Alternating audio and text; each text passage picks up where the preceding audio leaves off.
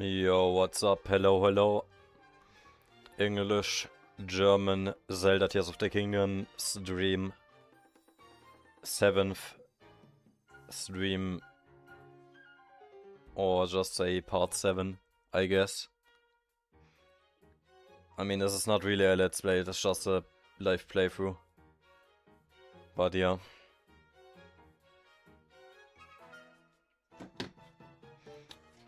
We're live on all platforms now.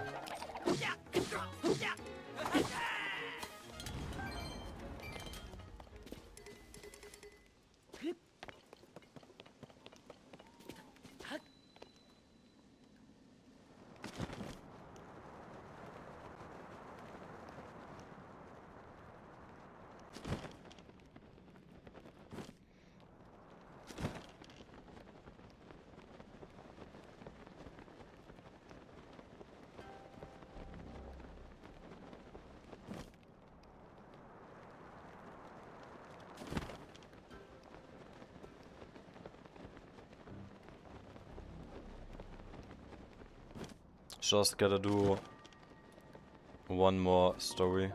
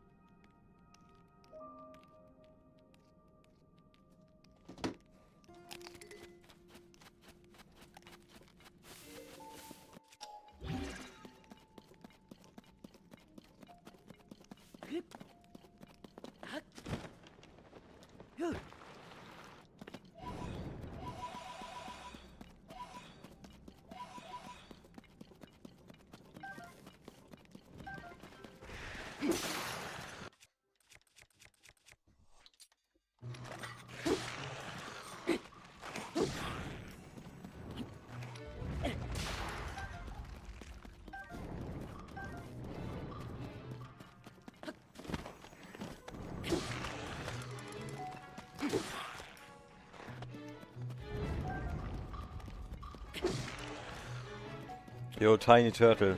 What's up, bro? How did you find my stream? I haven't seen you before.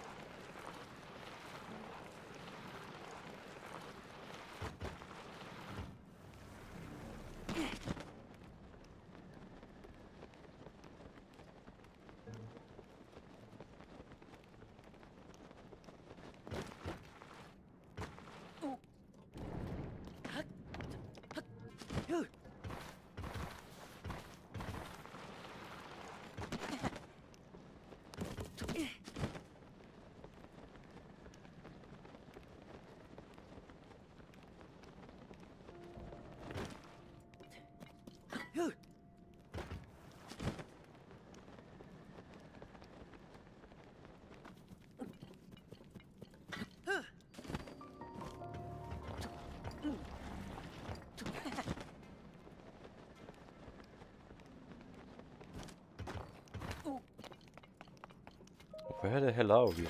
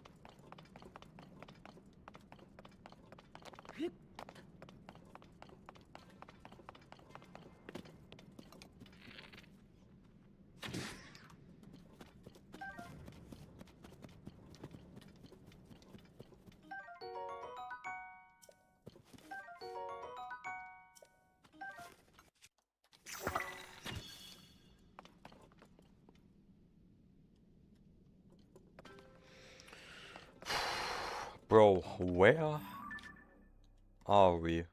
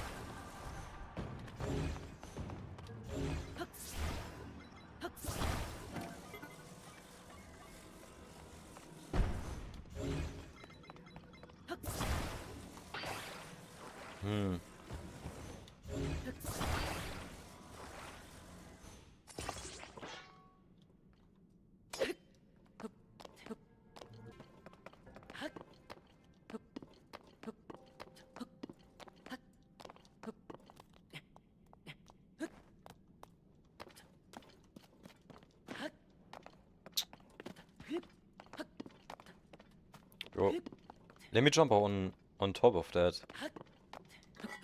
Okay, whatever. Would even fly. Wait, it actually does.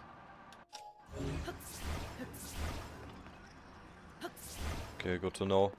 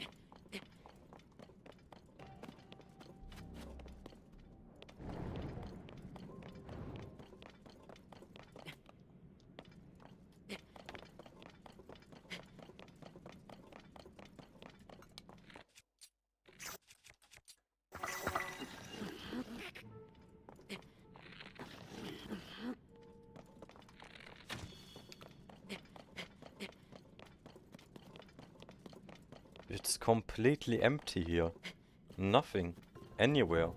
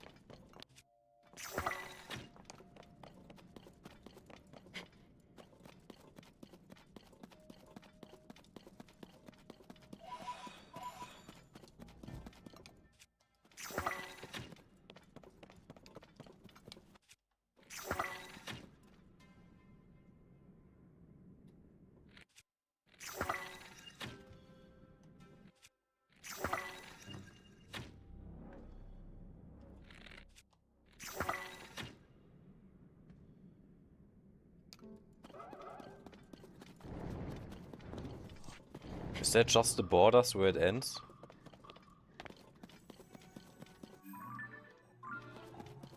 I guess.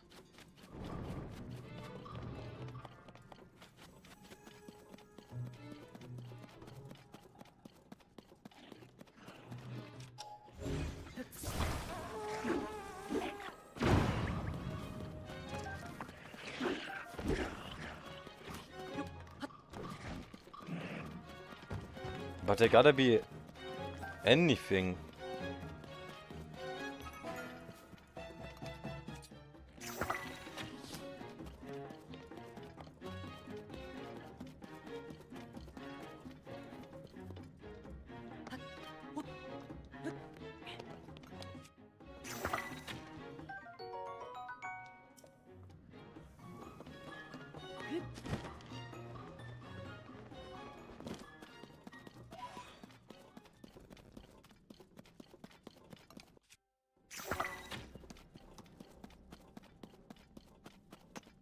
What the hell?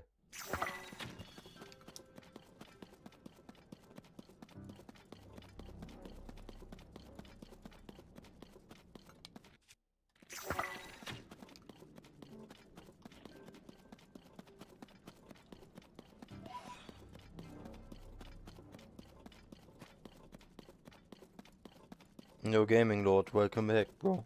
Oh my god, what a, oh, what a voice crack.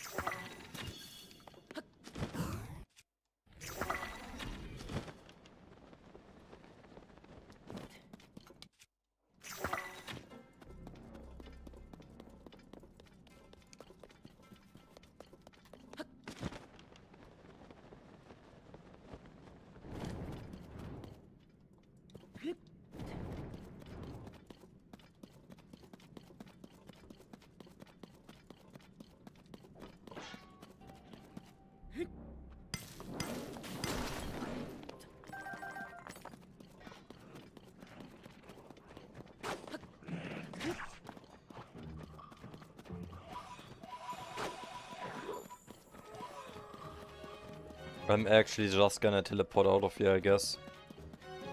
Walked all the way just for nothing.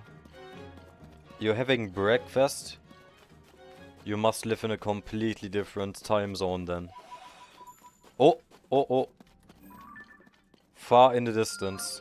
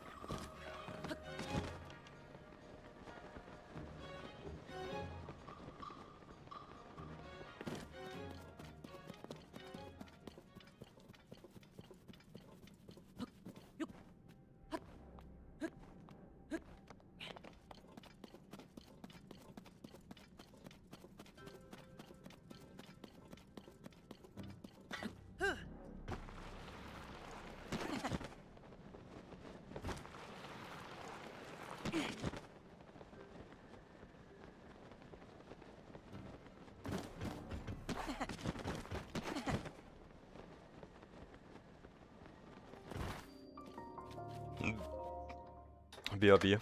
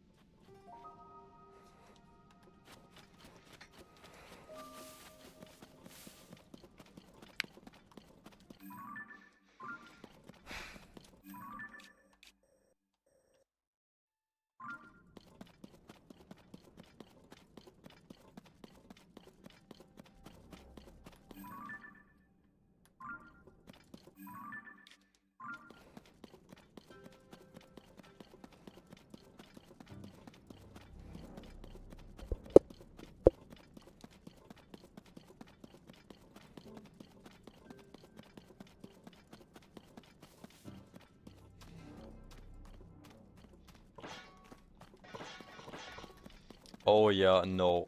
We're not dealing with that.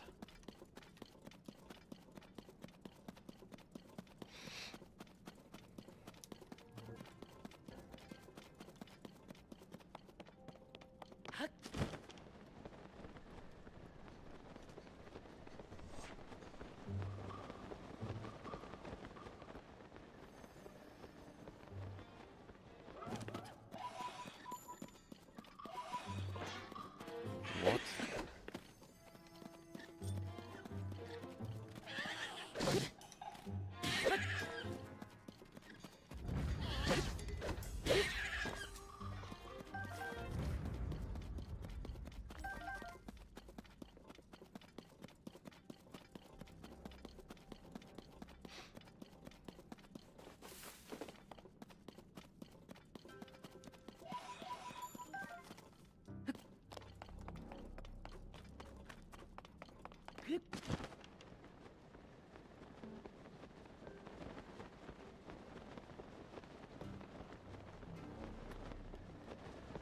Um.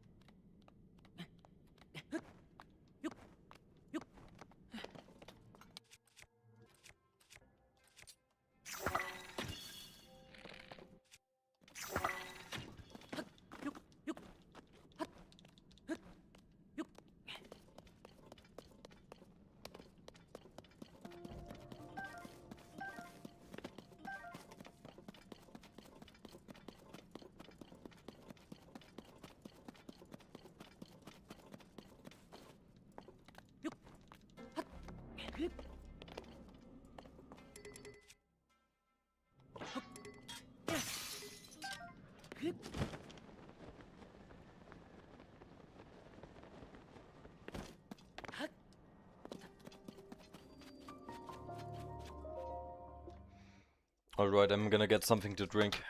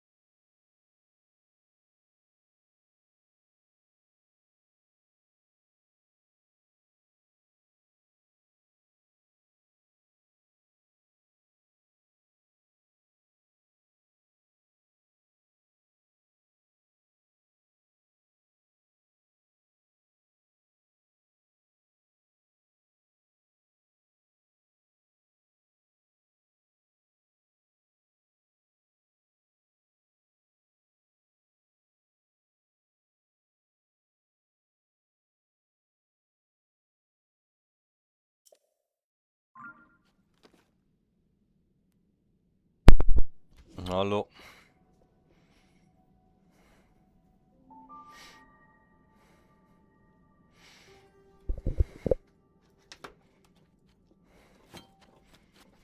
Bro, there's less than usual viewers. Like, there's actually nobody today here. So I'm gonna make an extra story.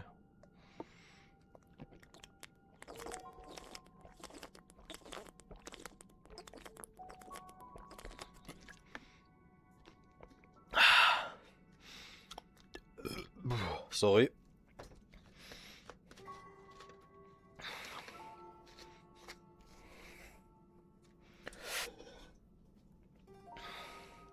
We're gonna stream for at least three more hours today. Yeah, W.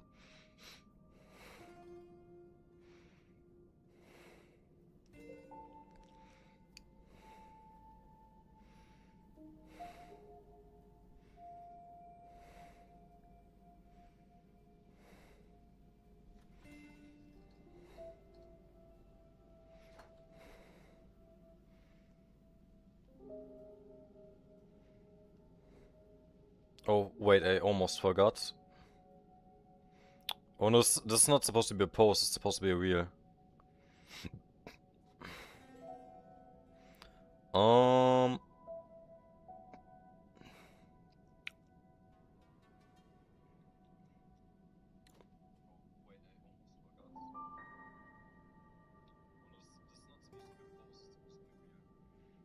Yeah, wait, no, hold up.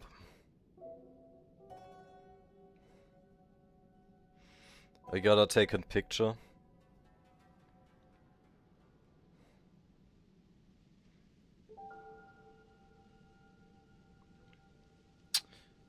There it is.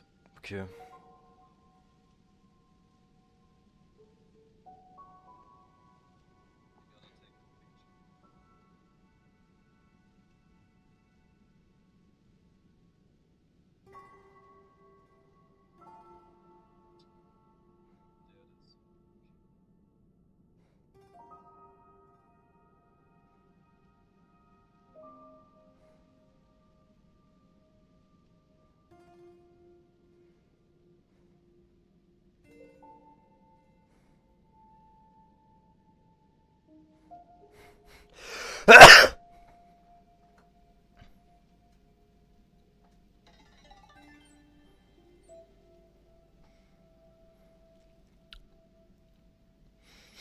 Alright.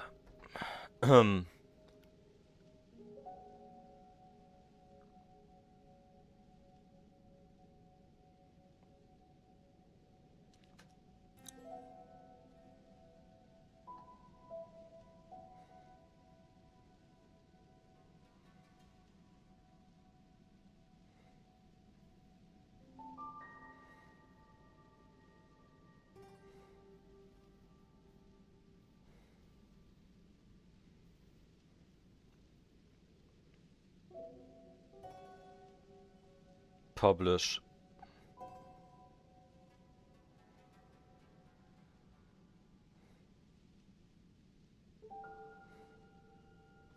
There we go. Extra story.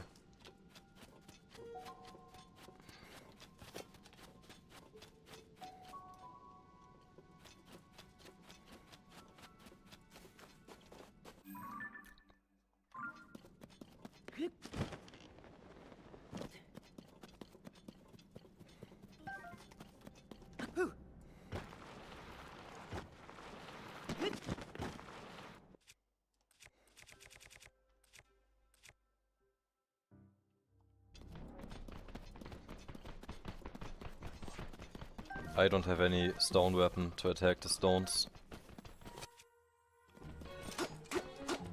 Oh yeah. Let's just ignore.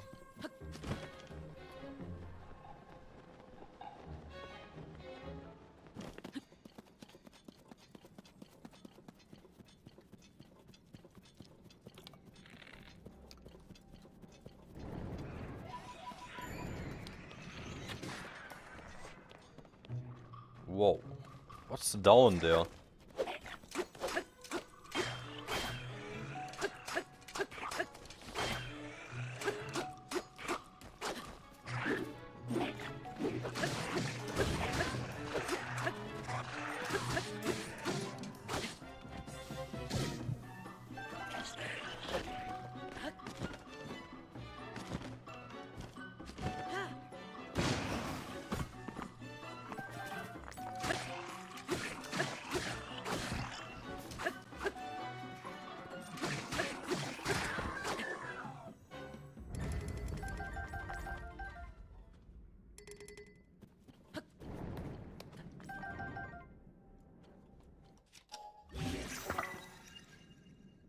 There's no way it's actually just a hole.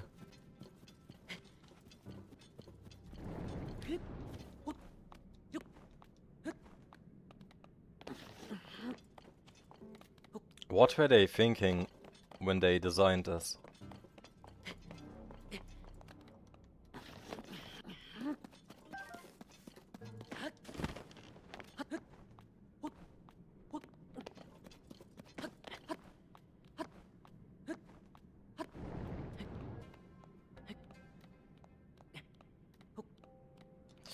Yeah.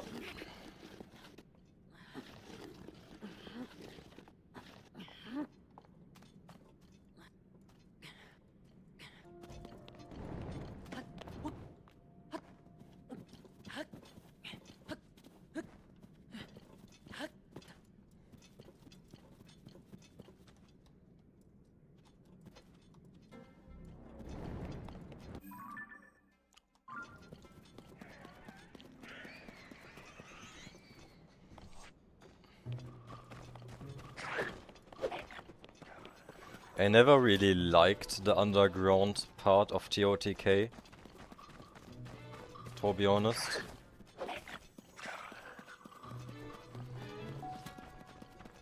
But maybe it can prove itself otherwise.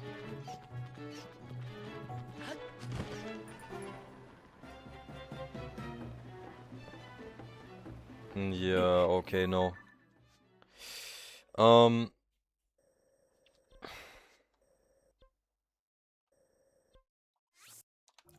Let's go to the right or left from here.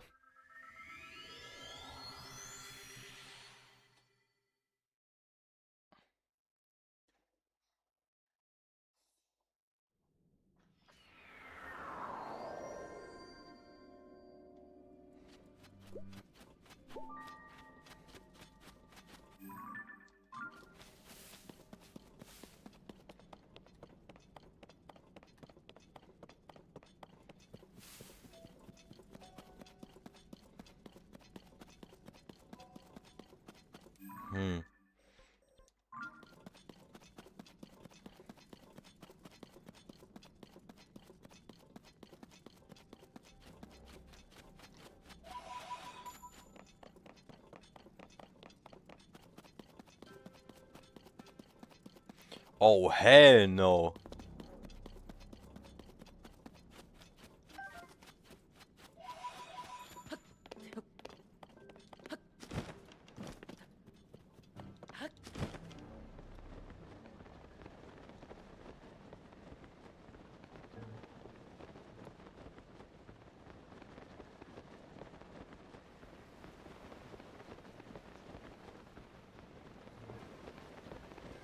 Okay, well, there's no way around the volcano area here, even though... Yeah. Bro, underground can't be that bad.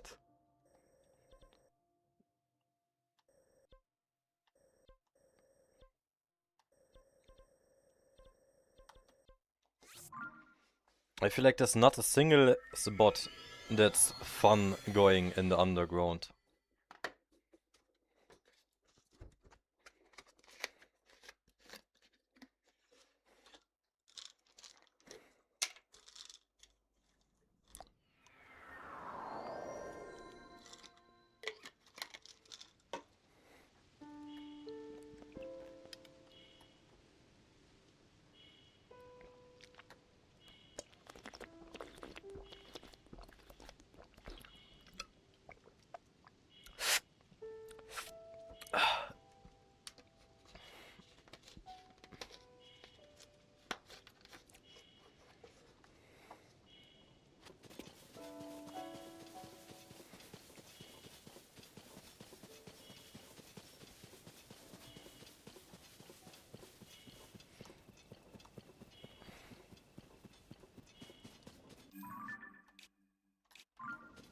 Okay.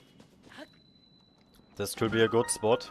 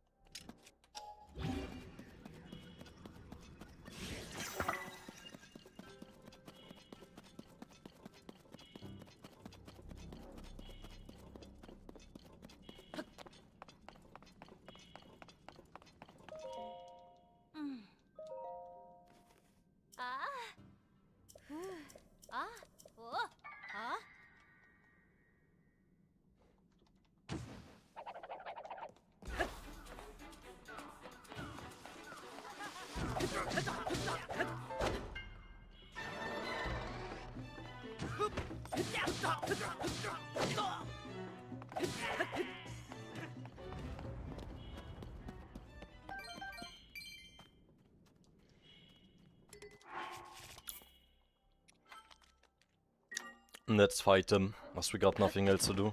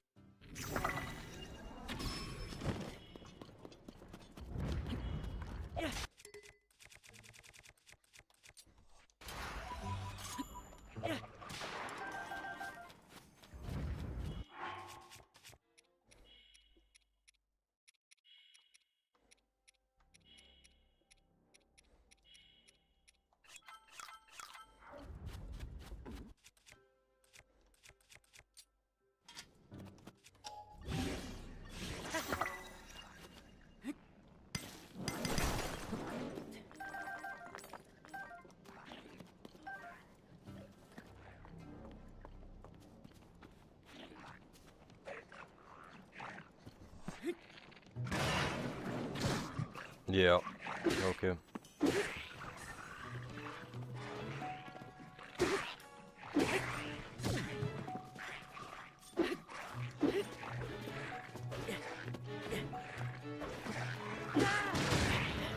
Oh, he just throws a bomb. He throws stones, but then after 5 times a bomb.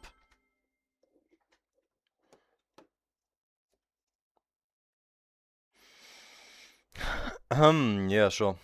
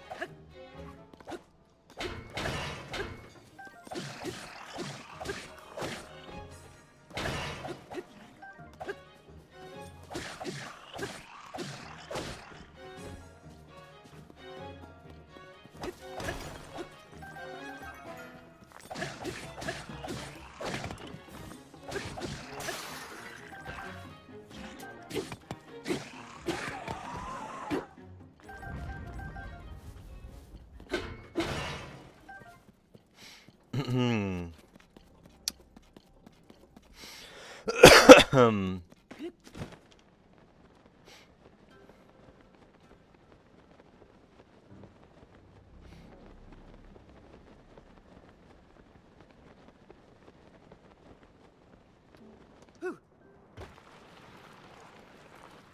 reaching that one looks achievable.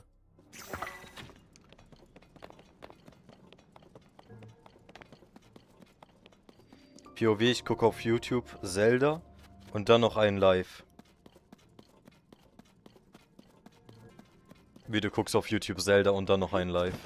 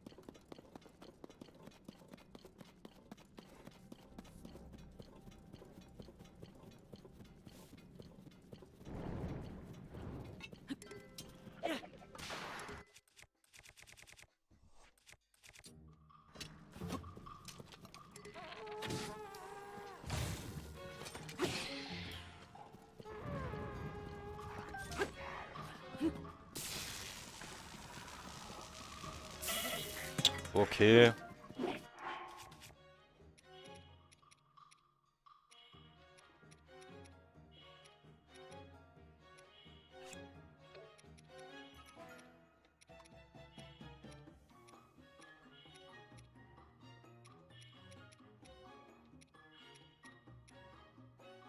Oh, fuck it.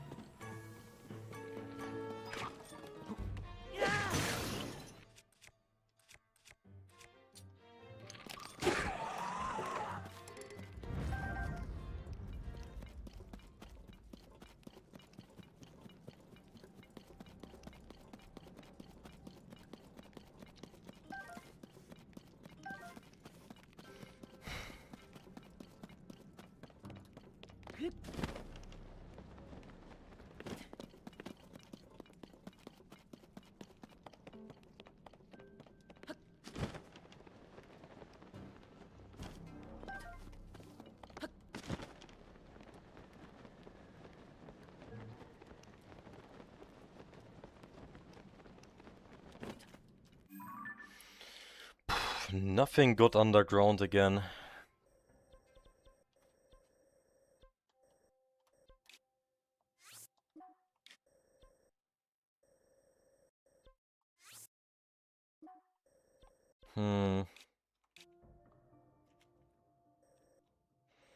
Bro, I feel like Breath of the Wild with mods really is kind of better than Tears of the Kingdom. Just like the one guy I spoke with told me.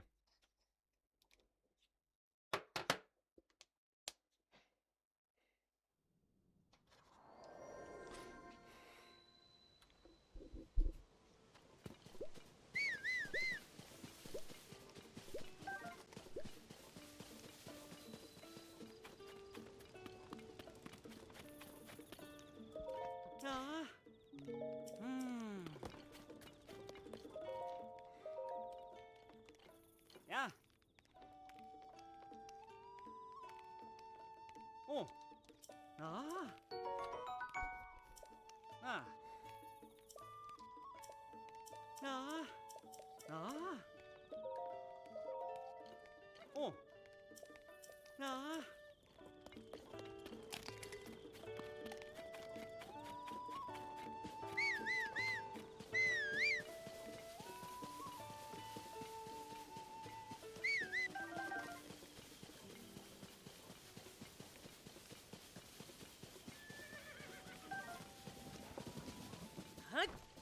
Oh, oh. Ha.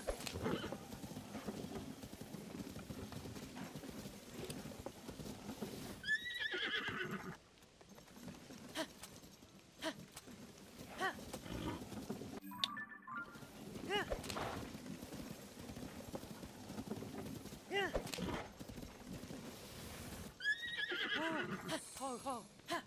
Ha. Yeah. Ha. Oh.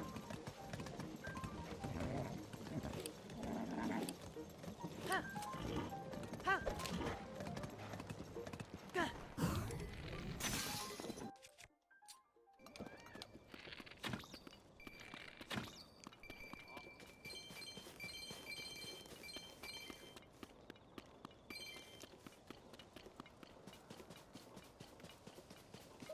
Oh, ah.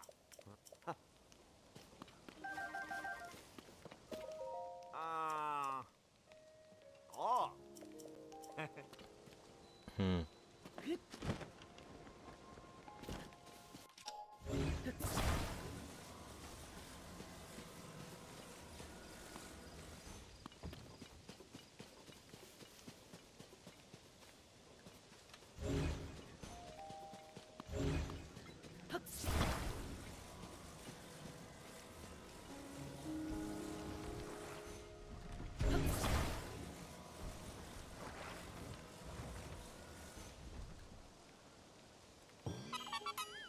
Let's go.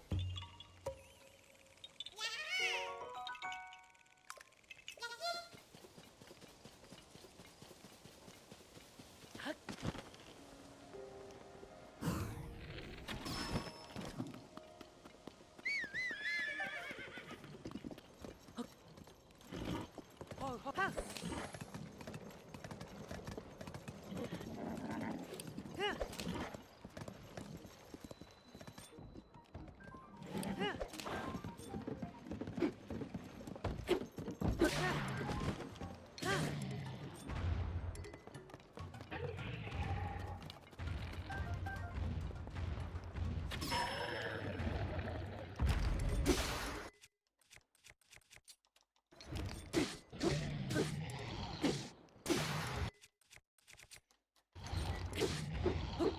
Where's the HP bar?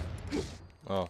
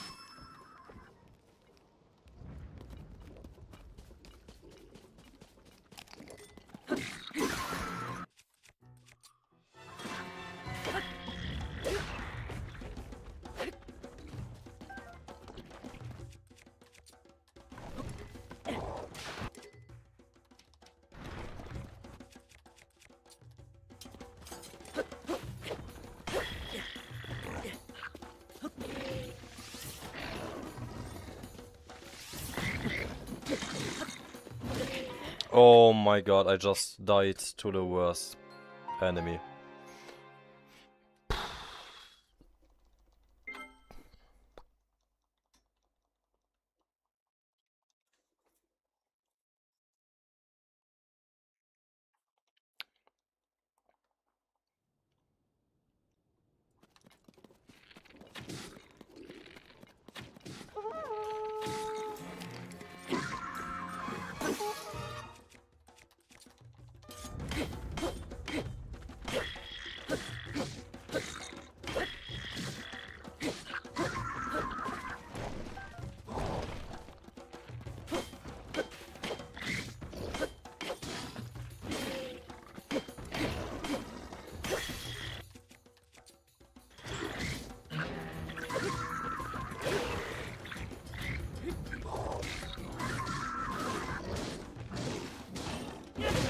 Bro, it can't cancel my fucking attack.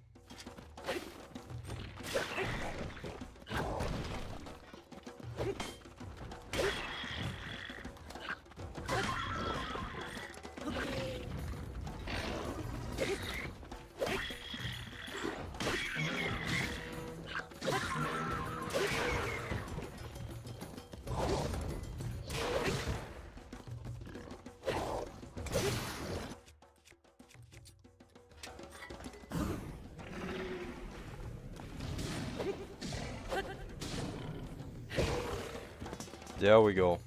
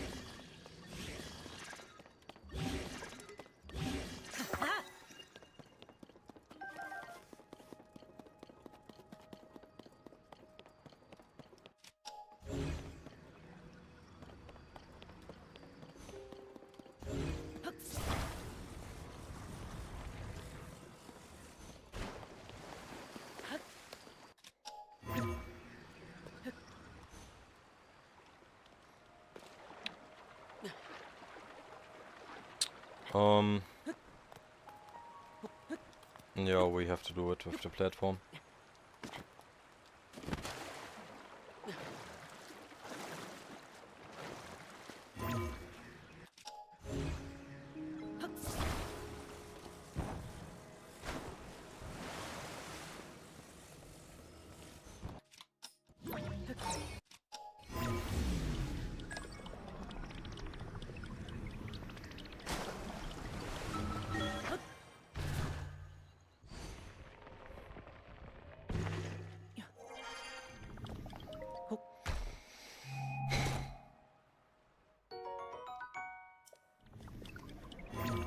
But where's the cover? Oh.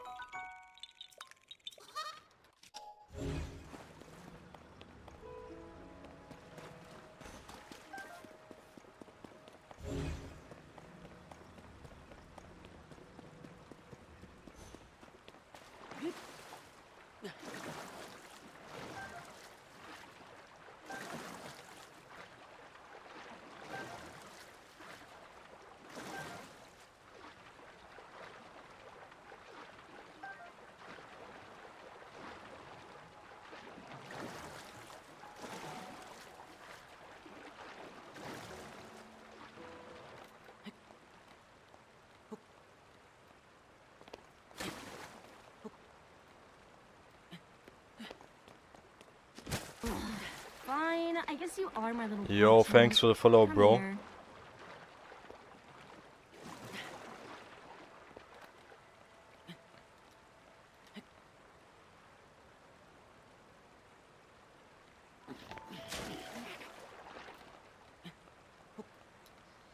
Scary MVP.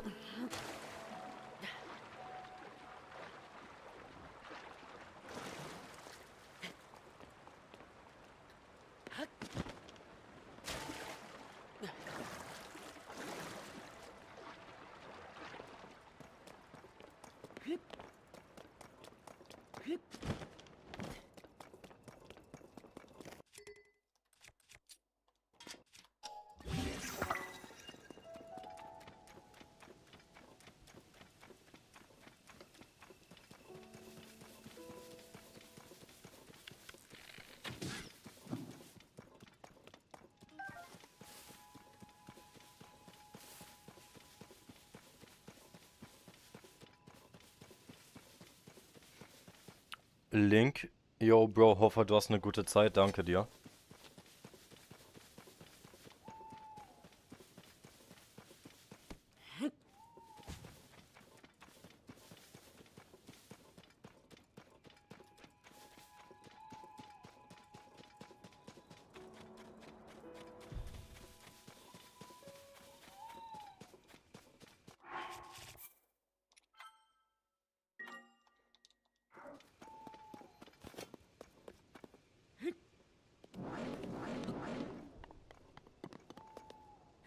This is not a boss that wakes up.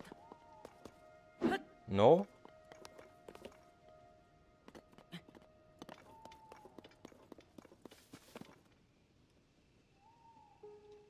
Wait, can I kill horses for meat?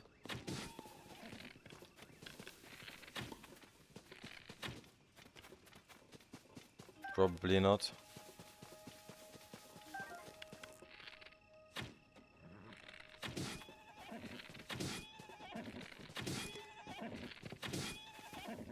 Okay.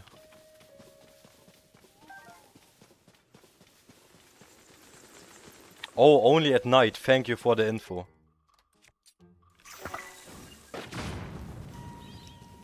Thank you for the info. Actually, bro.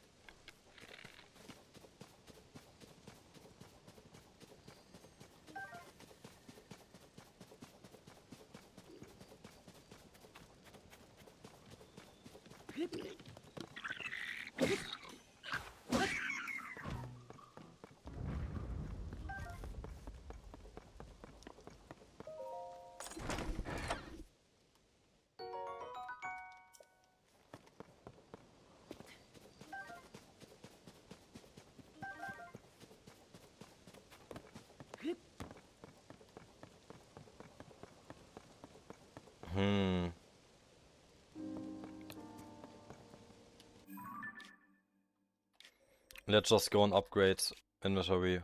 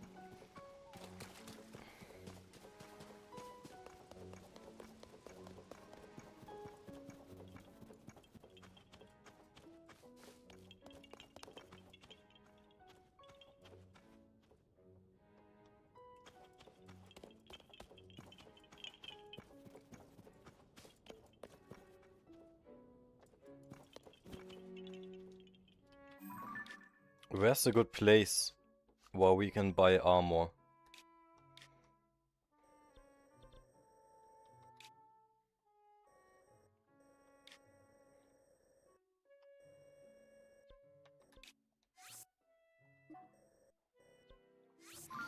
Because we have so much rupees, but no store where to spend it.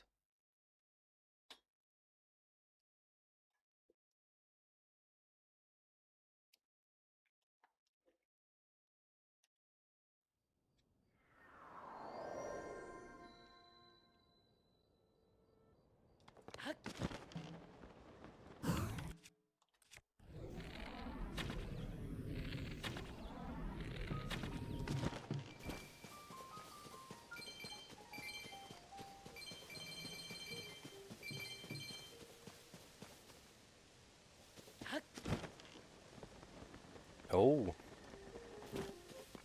Did I've been here before, I think.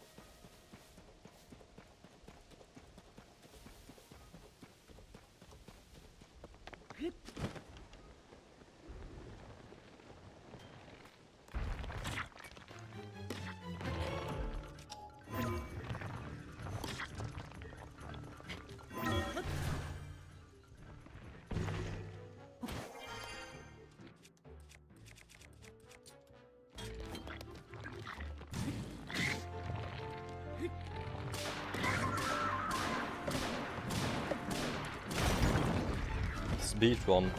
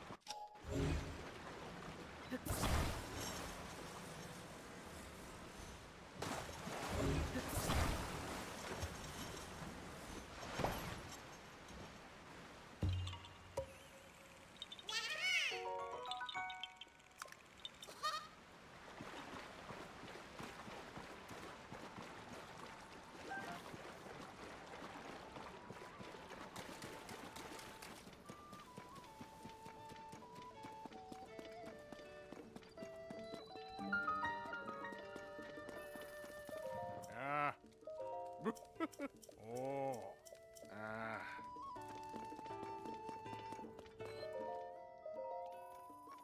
Hi. Oh. Oh. Oh. Ah. Ah. Hmm. Oh. Ah. Oh. Ah. Oh. Ah. Ah. Hey. Oh. Ah. Oh. Huh?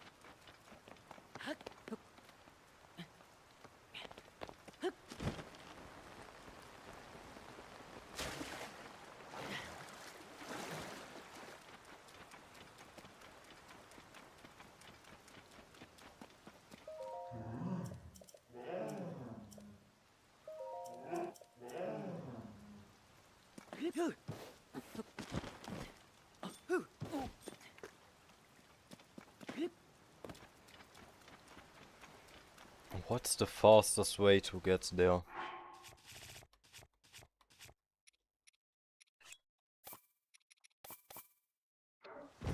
No, not two. Can you even take them back? Okay, no, that's... yeah. You can't take them back.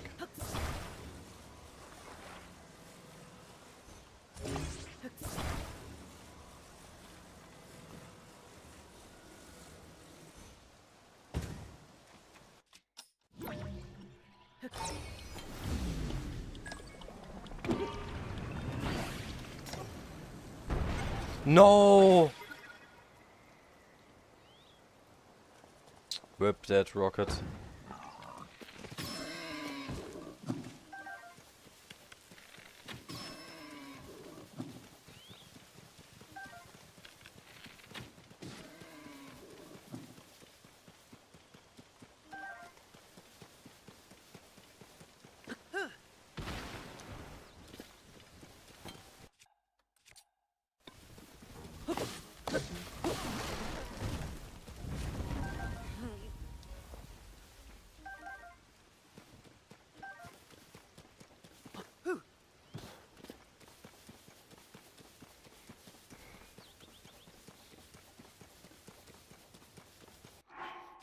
Let's try again.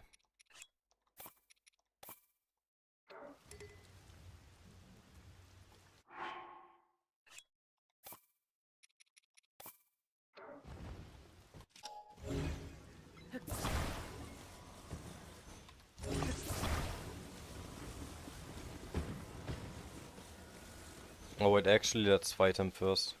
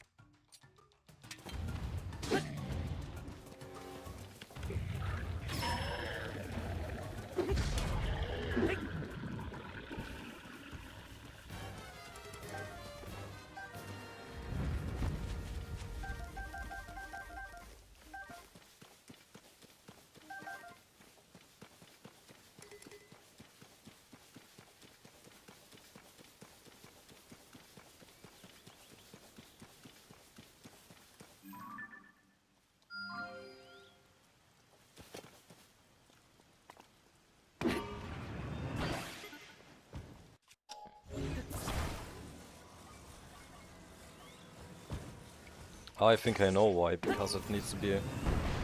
Yeah, okay, okay.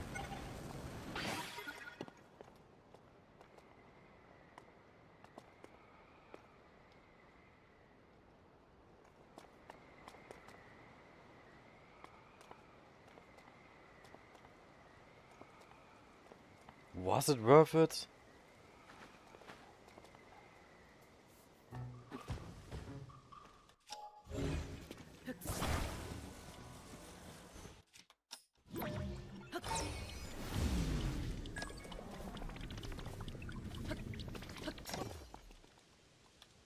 Oh wait, no, the other way wrong. Okay, yeah, whatever.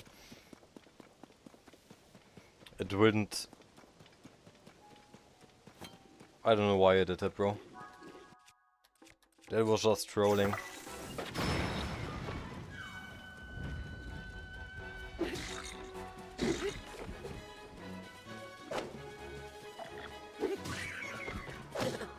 Oh, wow. Okay, yeah, sure.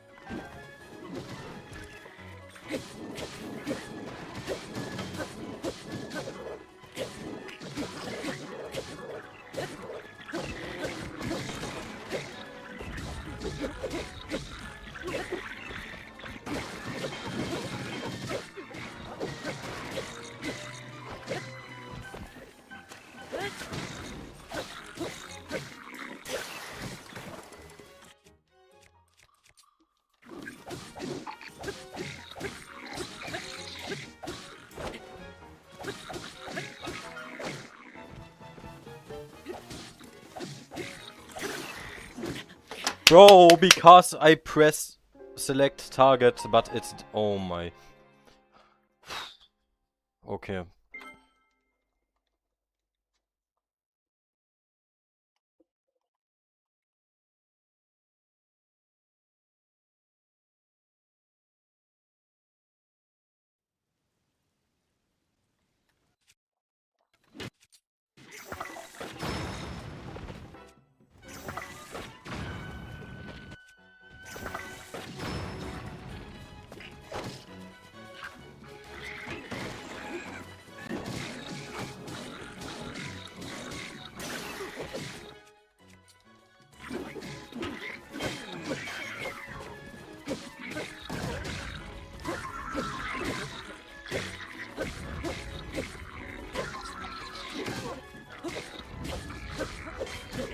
Yeah, nice. His sword was 1 millisecond faster, nice.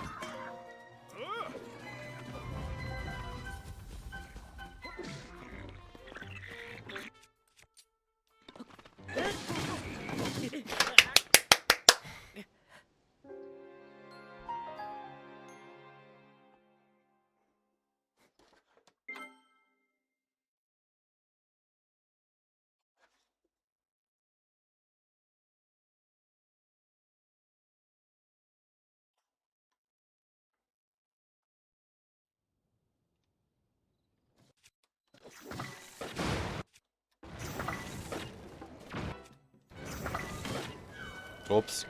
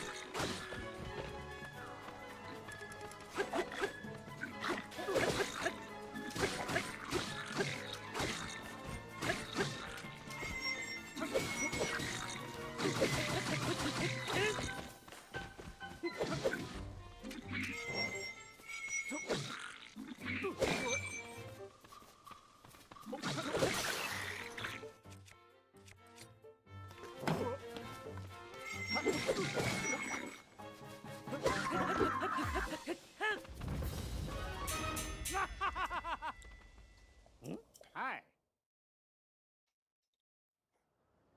Oh.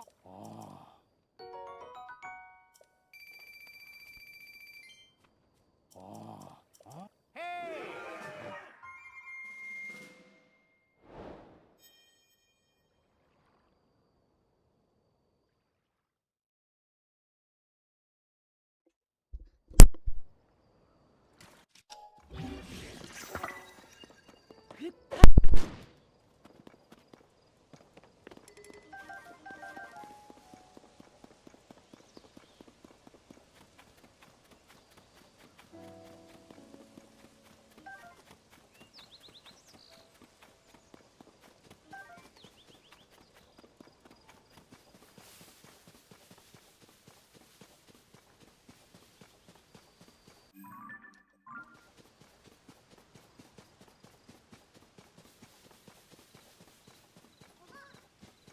Where's the temple? I mean, the tower.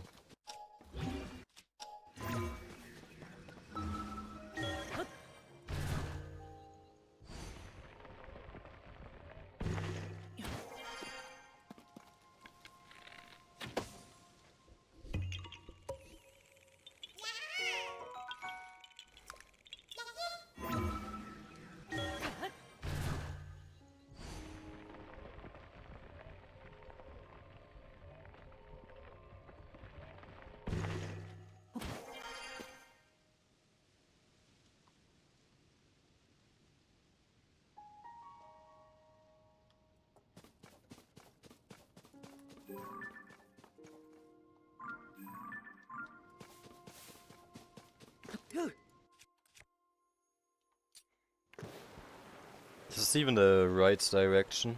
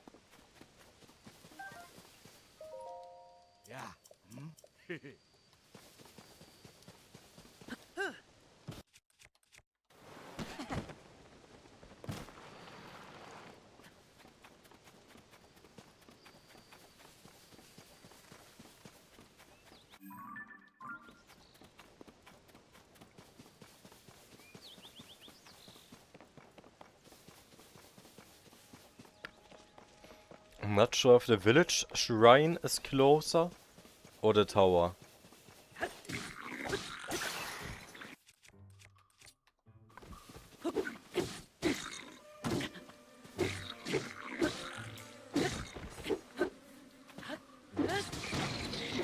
Oh my god, no, you cannot be serious.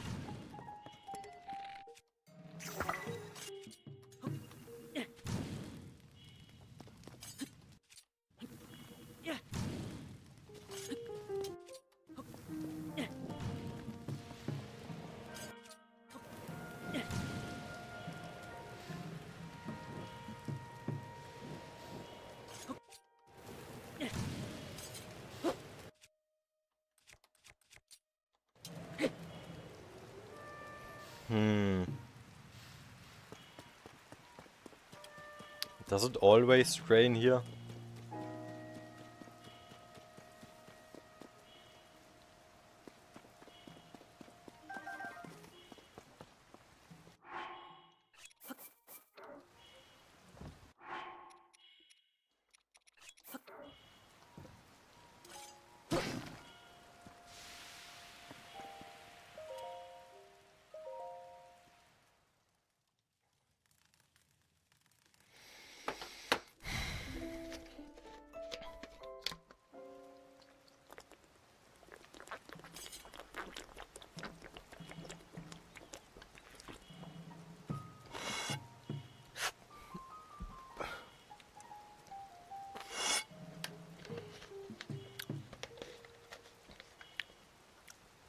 I guess the rain just never stops here.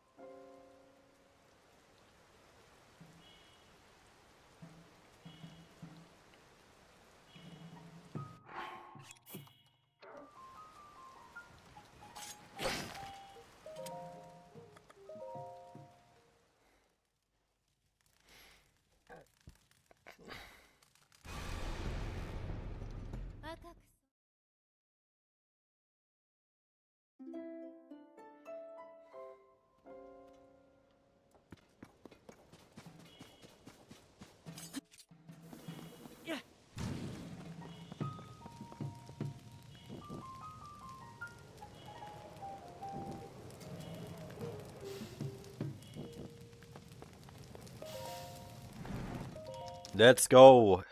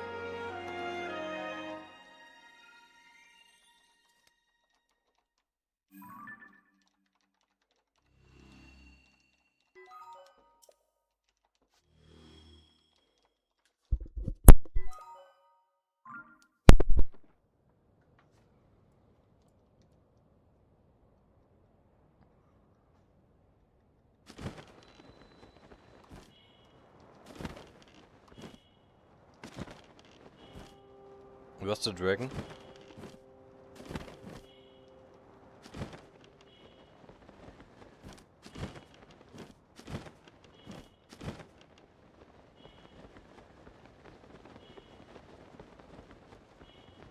Oh, why is he...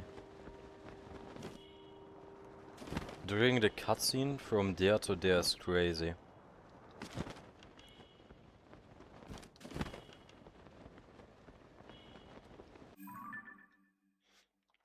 Anyway.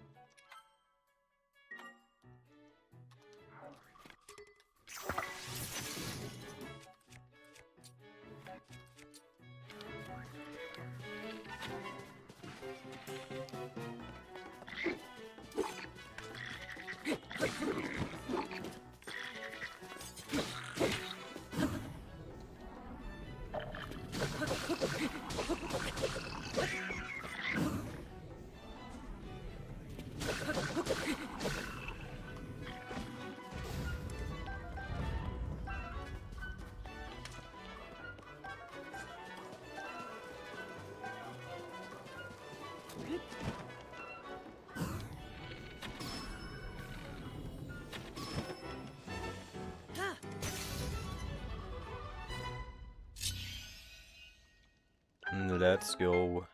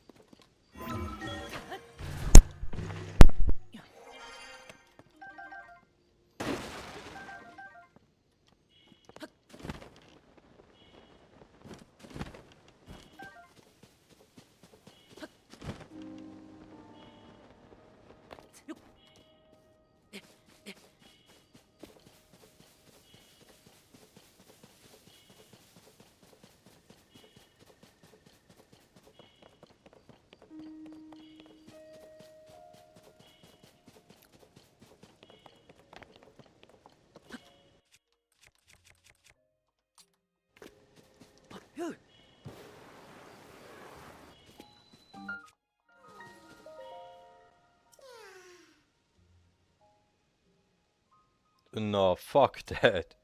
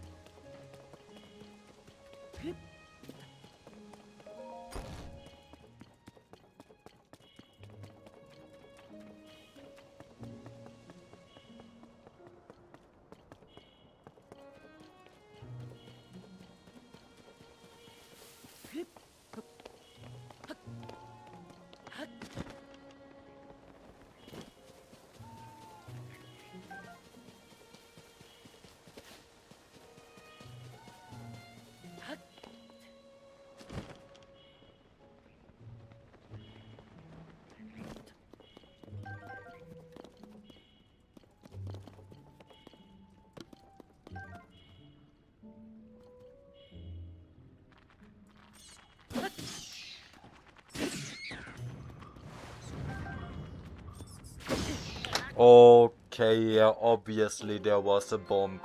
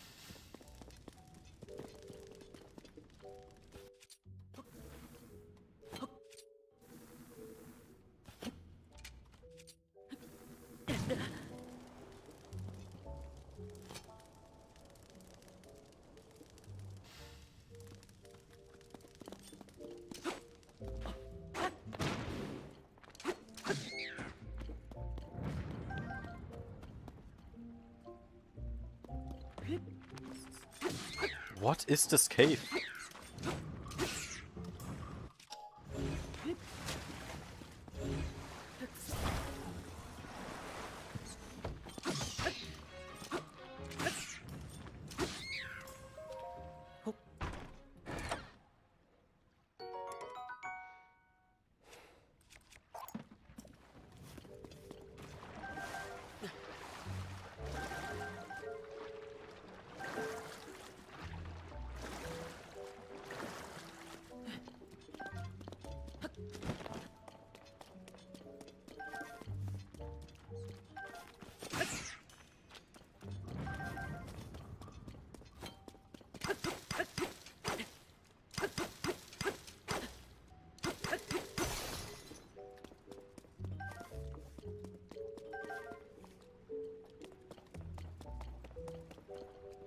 Yeah, this is where we started from, but there's one more room direction that we didn't go yet.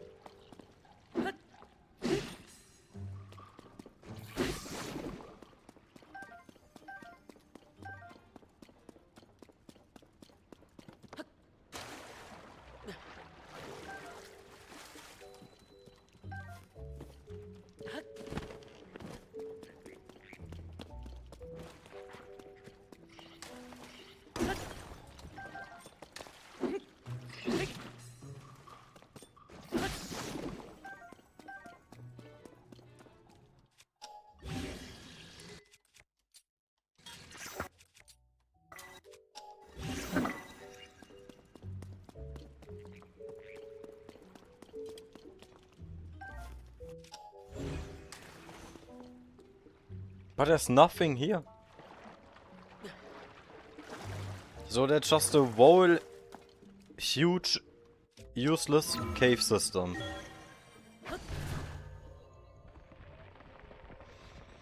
I guess.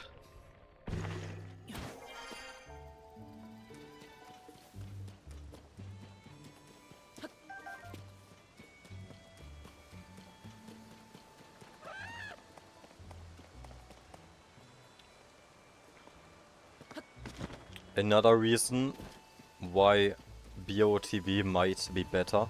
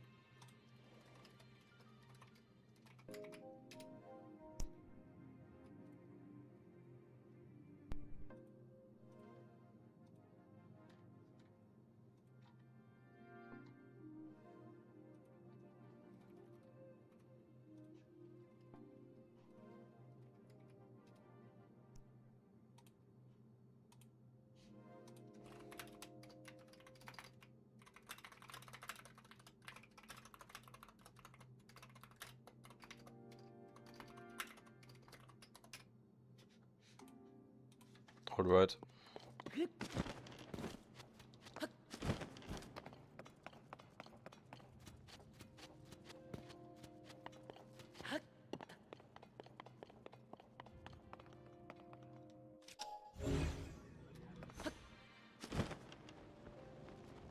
I do not remember this puzzle, but I likely did it 2 or 3 years ago, but I don't remember it at all. What the hell?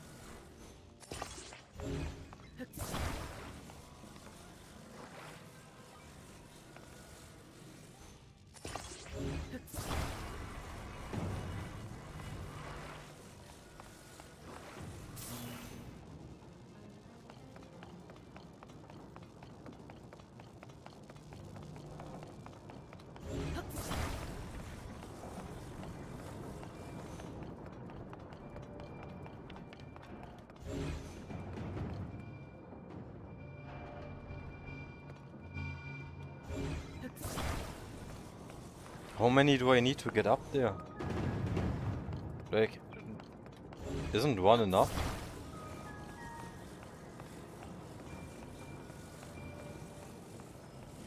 Why isn't one enough?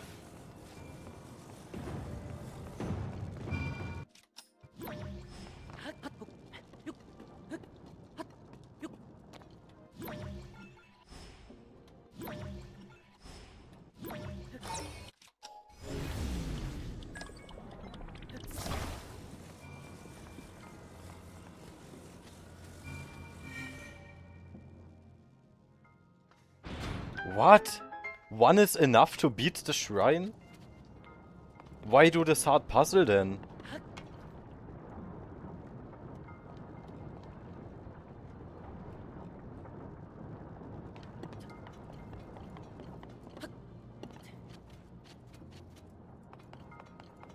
Where's the chest?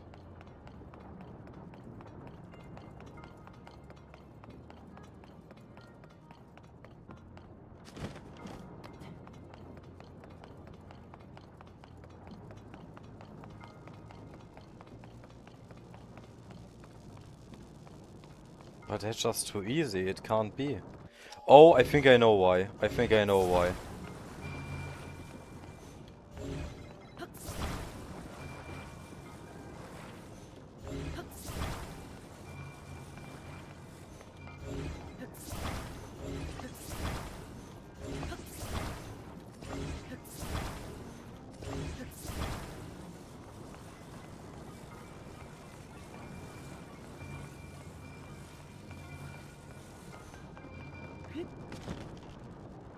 Yep.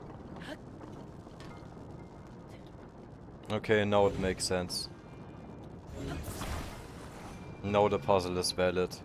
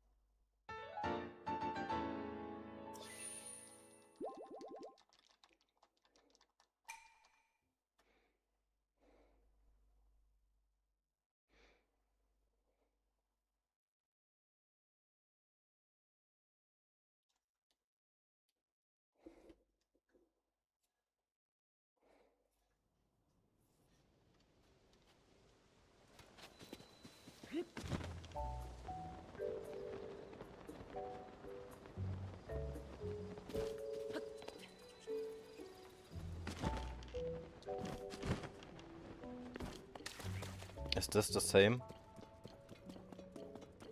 Yeah.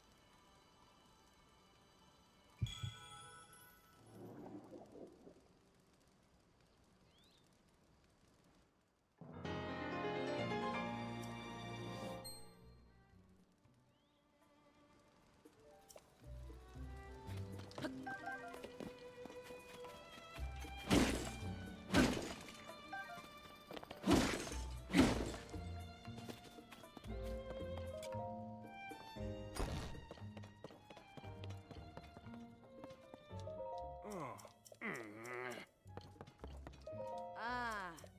Huh? Ah. Oh.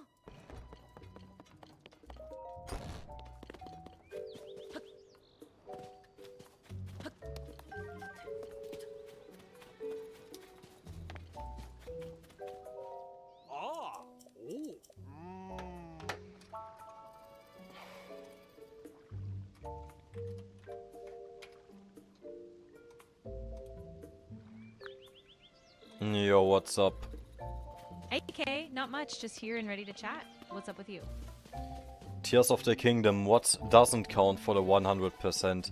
So when I talk to NPCs that don't have an important role, their name still shows up after I've talked to them one time. So is it something that counts to the 100%? Yeah, that's a good observation.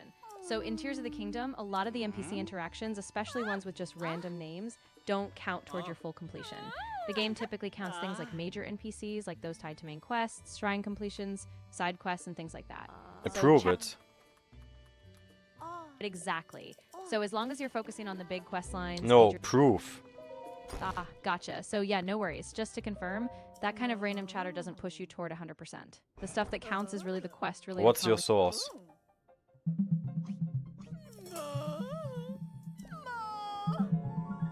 So in Tears of the Kingdom, random NPC chats don't count toward 100% completion. Instead, the main focus is on finishing all major... Yeah, but they still get saved. It still makes a save file difference, no? Ah, that's a good point. Yeah, even though it doesn't bump the percentage, any interaction you have with an NPC does still log in your save file. So it's not a waste, it's just more for record keeping or flavor, not completion percentage.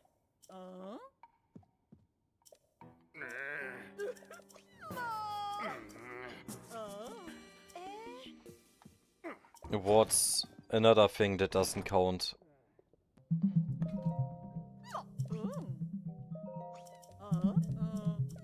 In Tears of the Kingdom, certain things don't count toward the 100% completion. Specifically, chatting with random NPCs, collecting every piece of armor, or defeating every monster doesn't push that percentage forward. Instead, your progress comes from map discoveries, main quests, side quests, and other major objectives. Yeah, that's obvious, but I mean like actual examples, not like the obvious stuff.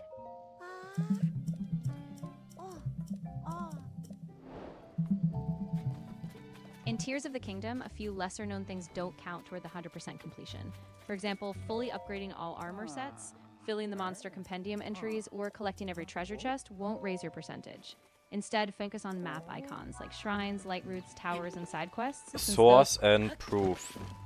Of course, the details come from well-regarded community sources like PowerPix guides and game facts. These sites carefully break down the official checklist for 100% completion. So all the percentages and exclusions are based on those community-verified breakdowns. If you want, I can link you to one of those guides. What's the rupee limit? In Tears of the Kingdom, there's no official hard cap on rupees, but the community has found that once you reach 999,099 rupees, you can't collect anymore. So effectively, that's your maximum.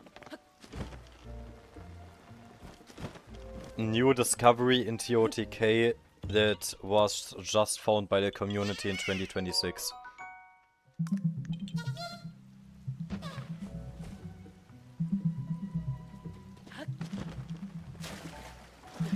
A recent notable discovery in Tears of the Kingdom comes from 2026, where the community found a new exploit using the game's auto-build sharing feature in the companion app. Players can now summon nearly any in-game element, from animals to even Ganon, via community car codes. Is that fixed?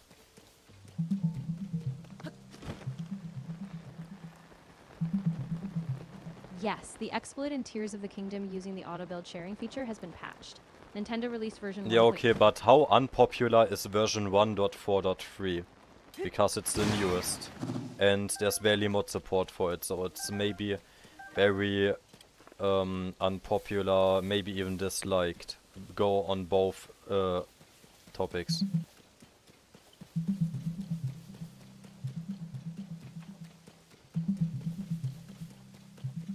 So with version 1.4.3 of Tears of the Kingdom, mod support does exist, but it's still relatively niche and in early stages.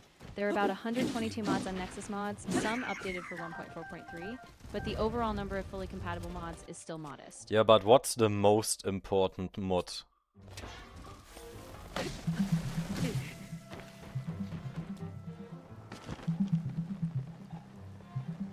The most important mods for Tears of the Kingdom in 2026 include NX Optimizer, which boosts performance and resolution. Which is not available for version 1.4.3 yet without the $10 Patreon subscription for the beta, right?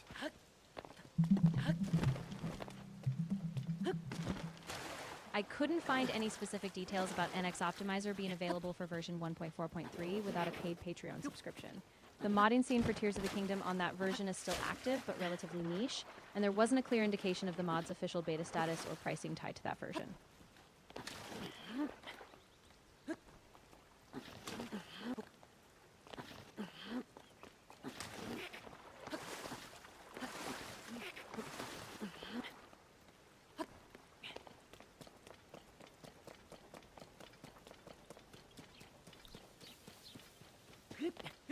Easiest ways to make money with programming, coding in 2026 AI era in Germany. Ja, absolut. Gerade in der KI-Ära 2026. No examples and keep it in English. Got it. So yeah, in 2026, the AI era really does make it easier to monetize programming skills. Whether that's through automation, SaaS No, products- that doesn't make it easy. It actually makes it harder because the market is way more competitive. You're just glazing yourself. What the hell? Ah, you're totally right. My bad. I see what you mean. The bar is really raised now. So standing out in a super competitive AI-driven market actually takes a lot more innovation and differentiation. It's not a given. No, but I'm like about actual examples on how to make money by being a independent coder programmer without what's called Ausbildung in Germany, like the official school way, and it's becoming self-employed in coding 2026. Ah, gotcha. So even without a formal Ausbildung, you can still make money as a self-taught coder. For example, you could freelance on platforms like Upwork or Fiverr, build niche SaaS tools, create and sell Is your own... that the meta in Germany, Upwork or Fiverr, for programming skills nowadays?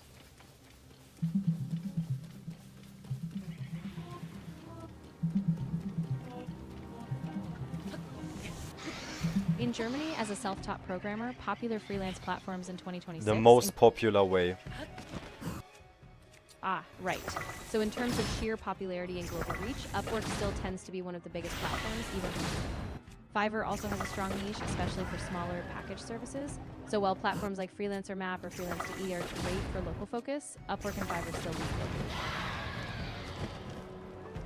So what's the easiest platform to make money with in 2026?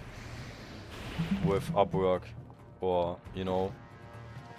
Yeah, so it kind of depends on your niche and how you position yourself. Upwork is probably the most lucrative if you can land longer-term clients, since it offers higher-paying projects. But Fiverr can be easier to start with, especially for smaller, quick gigs. So if you want lower friction to get started, Fiverr makes sense.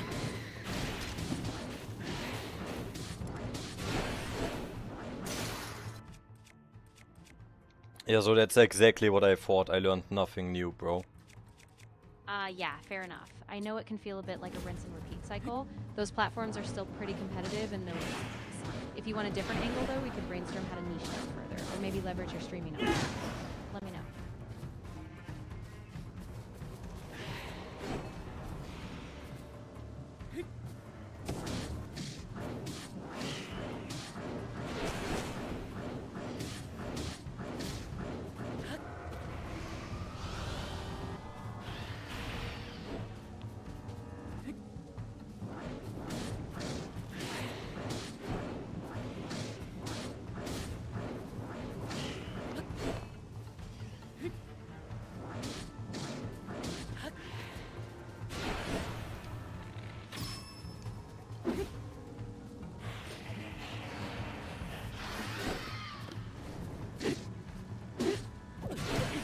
Oh my...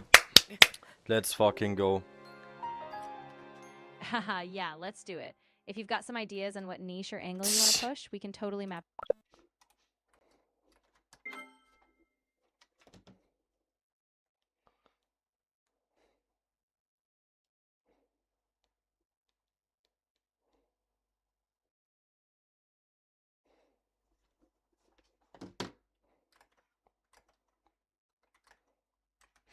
Now let's actually get back to speaking to learn more about GOTK.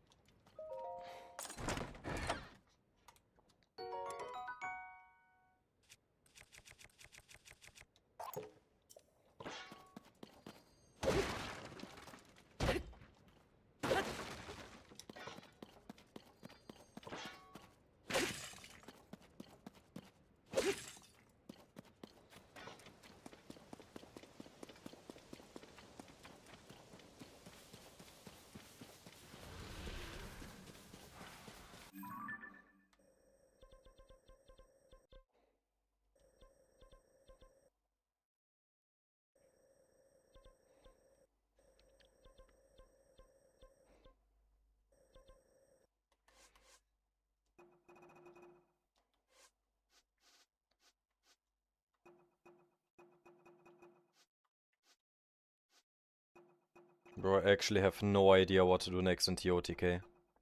Ah, that's a common feeling. The game can be pretty open-ended depending on which direction you're leaning. Are you still exploring the story or trying to grind your way up to certain abilities or gear? I'm happy to help you brainstorm.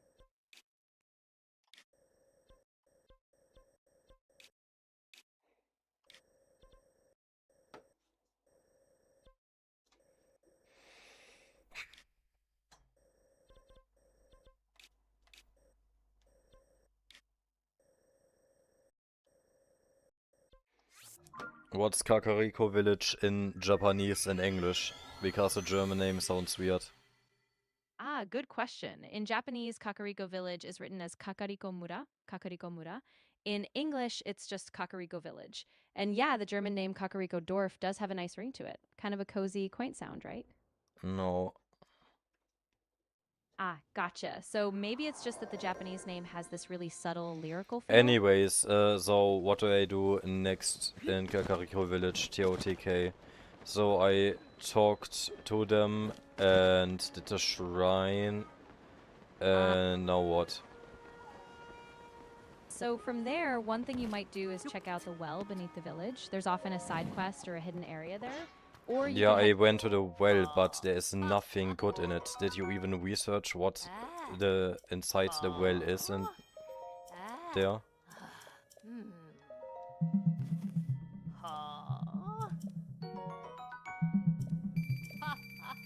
So in Kakariko Village as well, in Tears of the Kingdom, you'll find a maze-like area with a partially buried Zonai ruin. There's a treasure chest inside that holds the Hateful Blade, and you'll also come across a tattered notebook tied to a darker past. Plus, you can collect materials like apples and bright cap seeds as you explore. Yeah, so it's pretty much useless. Yeah, I get that. Sometimes these side areas are more atmospheric than actually rewarding. If you're still in Kakariko Village, though, you might try speaking to Paya or some of the NPCs. They often drop hints about nearby quests or secrets. Let me know if you want help with that. What are the biggest differences and benefits if I play the game in Japanese? Like, there must be any advantages or benefits because the text is shorter. With source and proof, do deep research.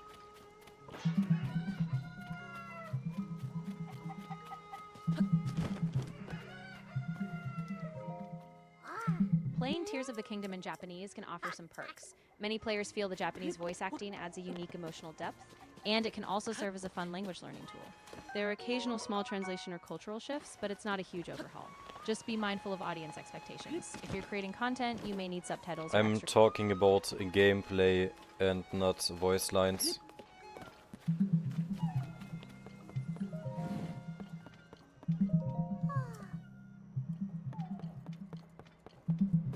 Playing Tears of the Kingdom in Japanese can give you a more authentic experience, especially with character personality in the original script, since the Japanese text avoids some of the localization tweaks.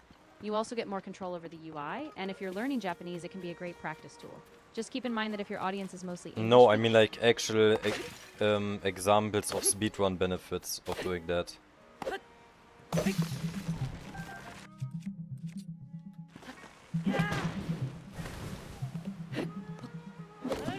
Choosing the Japanese version of Tears of the Kingdom can give speedrunners an advantage because the Japanese text is often shorter, which allows for faster dialogue skips. In some cases, the Japanese version also has unique trigger behaviors or minor glitches that aren't present in the English version. Source and proof and examples.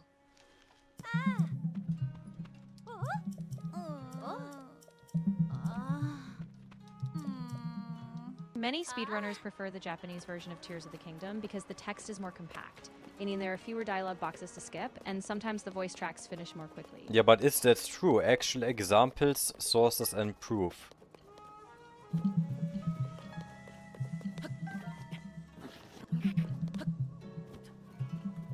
I couldn't find a specific verified example that the Japanese version of Tears of the Kingdom is faster for speedrunning compared to the English version. In other Zelda games like Wind Waker, the Japanese version was about 18 minutes faster due to shorter text, but for Tears of the Kingdom, that kind of proof or direct time split hasn't been documented yet, so it remains more of a likely benefit than a... Yeah, then look for Breath of the Wild instead, because it must be more documented.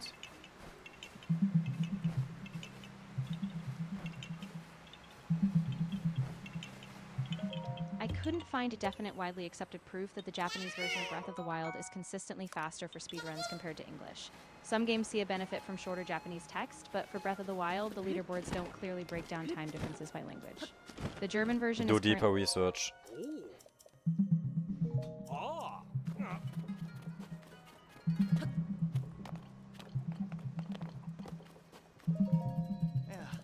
I couldn't find a definitive documented proof that the Japanese version of Breath of the Wild is consistently faster for speedruns compared to English.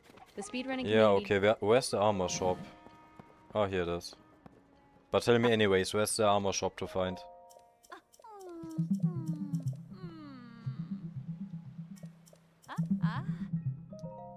Hey. In Kakariko Village, the armor shop is called Enchanted, run by Clary. It's located just east of Impa's house inside the village. There you can buy sets like the Stealth set, which boosts sneaking, or the Hylian set, a lightweight, reliable option. So what are the armor stats and benefits?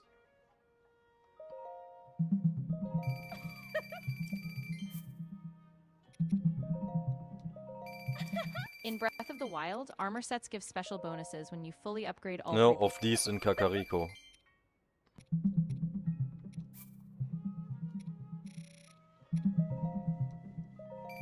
In Kakariko Village in Breath of the Wild, the armor shop is called In TOTK.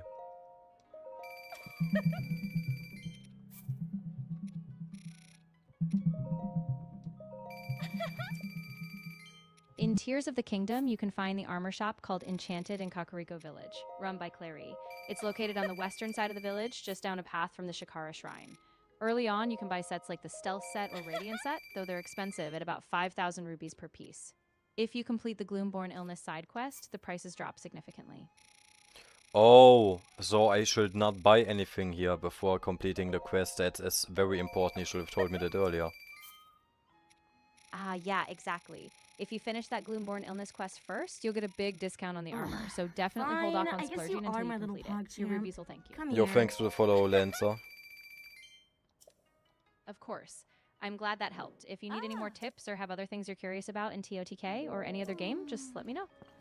So what other armor store do I go to then? Because my best armor pieces still are just 3 and 4 armor. You know. Gotcha. So if you're still rocking early armor, you might want to head to the Akala region. There's the Akala Ancient Tech Lab where you can get the Ancient set. Super useful. So that's the top right. Exactly. The Akala region is up in the top right of the map. Once you reach the Tech Lab, you can pick up Ancient gear. I have the top right tower, but nothing closer to that.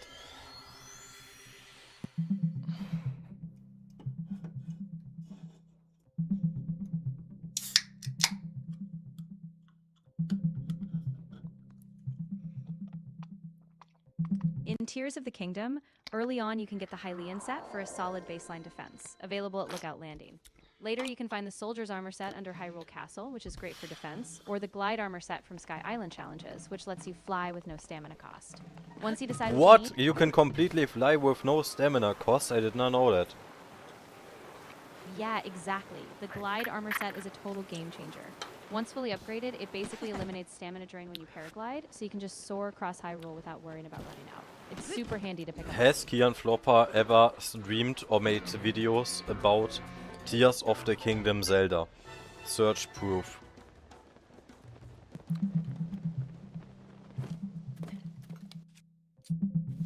I couldn't find any proof or mention of Kian Floppa making videos about Tears of the Kingdom. The search didn't return any specific details on his Zelda content, so I don't have evidence either way. Search deeper.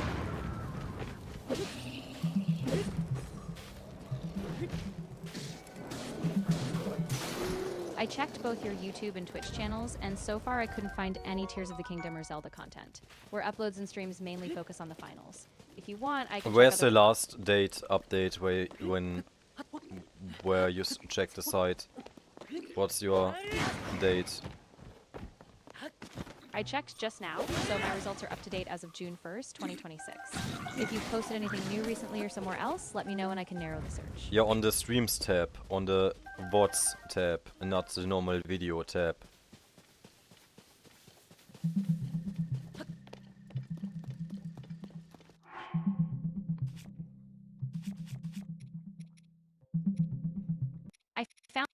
Kianfloppa has indeed posted Tears of the Kingdom content, particularly on YouTube. For example, there are videos like Tears of the Kingdom full streams and Tears of the Kingdom playthrough day 3. If you need specific videos or timestamps, I can help you find those as well. He always has a number in the title of the stream. What? How many numbers are there total? What is the newest?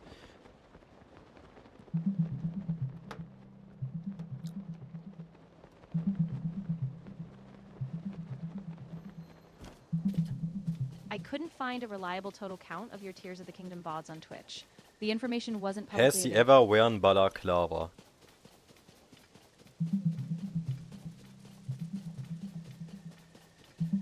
I couldn't find any evidence that Kianfloppa wears a balaclava or full face mask in his content. If you have a specific clip or time you're thinking of, I can help look further, but no clear proof turned out. Search deeper and search Reddit.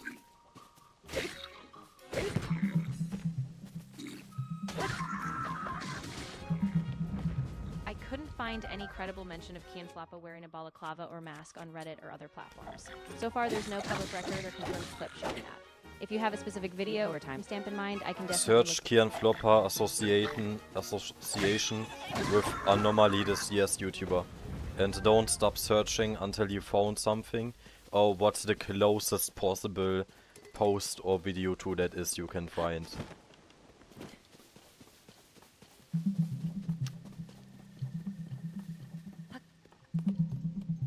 I couldn't find any credible evidence linking Kianfloppa with Anomaly, the CS YouTuber, in terms of an official collaboration or ongoing association. If you have a specific video or source where this was mentioned, I can look further, but nothing conclusive came up in the search.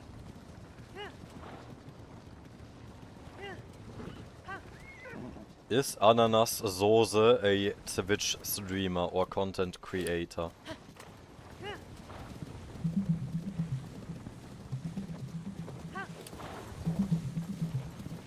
I couldn't find any verifiable information about a content creator or streamer named Ananas Sosa. It's possible the name is less public, or it might be used on a Twitch small... is a account called Ananas Soße.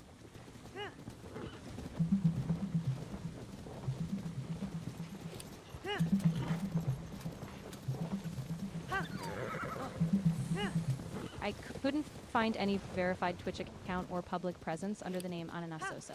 No clear channel or stats appeared in the search, so if it exists, it might be on a smaller platform or spelled differently. If you'd like, I can check other platforms or dig deeper. Search deeper. Ananas Soße. Twitch streamer. Over 1k followers.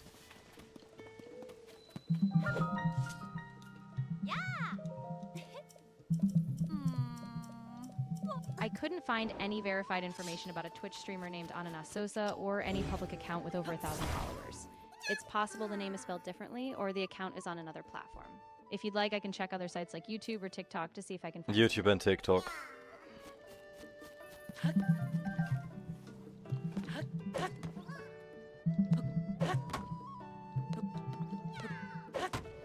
I couldn't find any verified information about a Twitch or social media presence for Ananas Sosa, nor any confirmed association with Kianfloppa or Anomaly. Searches on Twitch, YouTube, and TikTok didn't return public profiles or notable follower counts. If you have more details, I can keep looking, but so far nothing's concrete. Kianfloppa capitalism critic.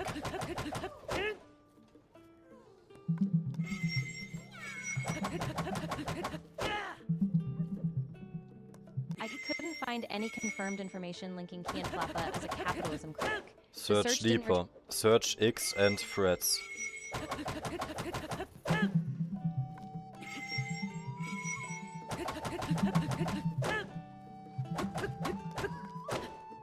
I couldn't find any credible evidence on Reddit or other sources linking Kianfloppa to a critique of capitalism.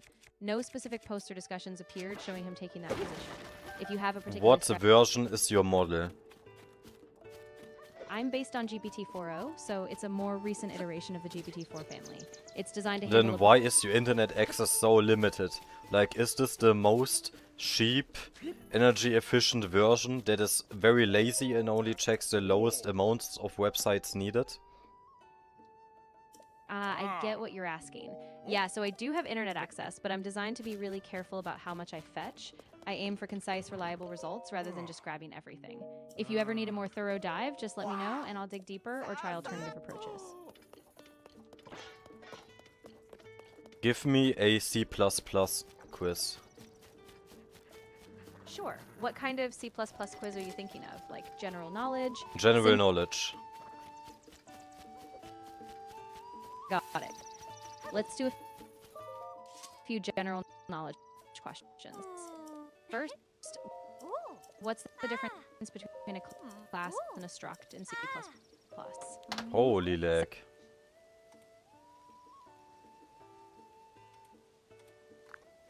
C++ general questions. Of course. Feel free to ask me any general C++ questions. No, you you will have, make whether a quiz it's for about me. Syntax, best practices, You make the quiz libraries, for or me. anything else you might be You curious make the quiz for me. I can't actually write code for you that does something malicious. No, you make a C++ general knowledge quiz for me. That we talk in this call. You give me the questions. And I answer. Absolutely. Let's keep it conversational. I'll ask a question and you can give me your answer. Then I'll give you a bit of feedback or a follow-up. Ready for the first one? Yes. Awesome. Here's the first question. What is the difference between a class and a struct in C++? Can you repeat that? Of course. The question is, what is the difference between a class and a struct in C++? In Deutsch? Klar. Die Frage lautet, was ist der Unterschied zwischen einer Klasse und einem Struct in C++? Das wusste ich mal. Kannst du mir einen Hinweis geben? Ja, klar. Ein kleiner Hinweis. In C++ sind Klassen und Structs fast identisch. Der Hauptunterschied ist, dass die Mitglieder in einer Klasse standardmäßig privat sind, während sie in einem Struct standardmäßig öffentlich sind. Ist das hilfreich?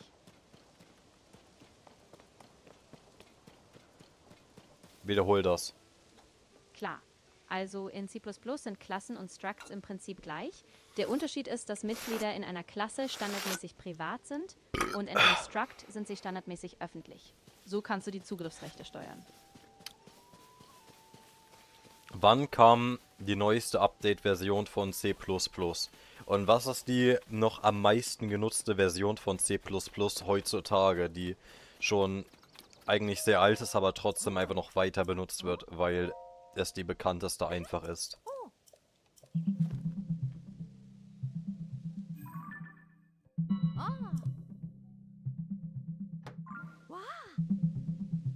Die neueste offizielle C++-Version ist C++ 23, formell veröffentlicht als ISO 1488/2024. Das nächste Update, C++ 26, ist für März 2026 geplant. Trotzdem ist heute noch C++ 17 die am weitesten verbreitete Version, während nur etwa 10% der Entwickler C++ 23 nutzen. Aber ist es nicht eigentlich dumm, dass das überhaupt noch Updates bekommt? Ich meine, das ist eine Programmiersprache. So, da sollte man eigentlich nichts mehr verändern. Das ist so, wie als würde die Sprache Deutsch andauernd grundlegende Updates bekommen. Ja, das ist ein super Punkt. Also es gibt tatsächlich einen Unterschied zwischen einer Sprache als Konzept und der Implementierung. Die Updates helfen oft, moderne Hardware besser zu nutzen, die Sicherheit zu erhöhen oder Fehler zu beheben. Aber ja, ich verstehe, wenn man das eher konservativ sieht.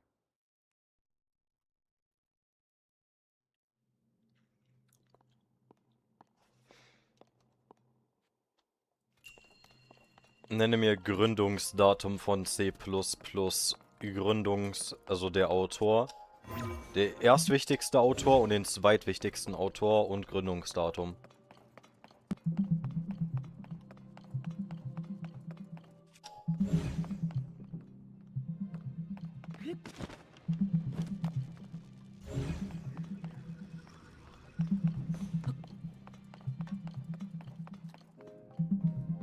C++ wurde ursprünglich von Bjarne Stroustrup bei Bell Labs 1979 entwickelt, damals noch als C with Classes. Der Name C++ wurde dann 1983 offiziell. Die erste kommerzielle Version kam 1985 heraus. Stroustrup gilt als der Hauptautor, während Stanley B. Lipman ein wichtiger früher Mitwirkender war. Aus welchem Land kommen die?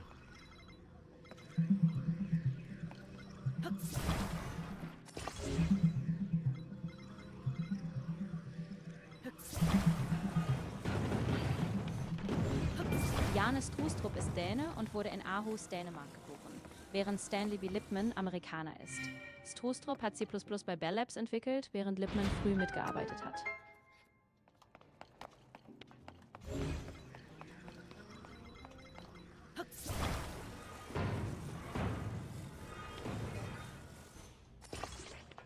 Existieren die überhaupt noch?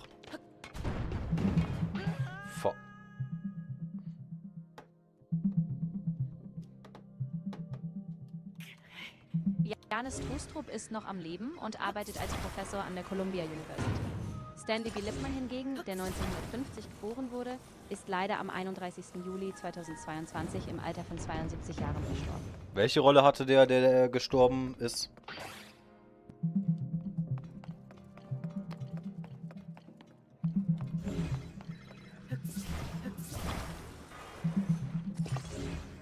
Stanley B. Lipman war ein wichtiger Mitwirkender bei C++. Er arbeitete eng mit Janis Trustrup bei Bell Labs zusammen und entwickelte den frühen C++-Compiler namens C-Front. Er prägte auch die C++-Literatur, etwa mit seinem Buch Essential C++ und später als Architekt bei Microsoft für Visual C++. Lipman verstarb am 31. Juli 2022.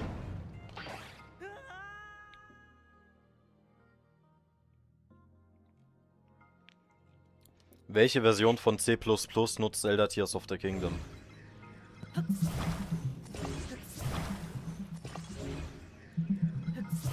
Ich konnte leider keine verlässlichen Informationen dazu finden, welche C++-Version in der Entwicklung von The Legend of Zelda Tears of the Kingdom verwendet wurde.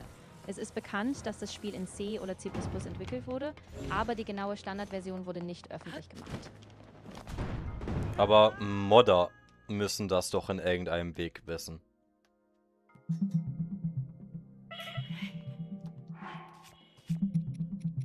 Es gibt leider keine verlässlichen öffentlichen Hinweise darauf, welche genaue C++-Version in der Entwicklung von The Legend of Zelda Tears of the Kingdom verwendet wurde. Und das gilt auch für die Modding-Community. Es gibt also keine öffentlichen Angaben dazu, welche C++-Standardversionen dort genutzt wurden.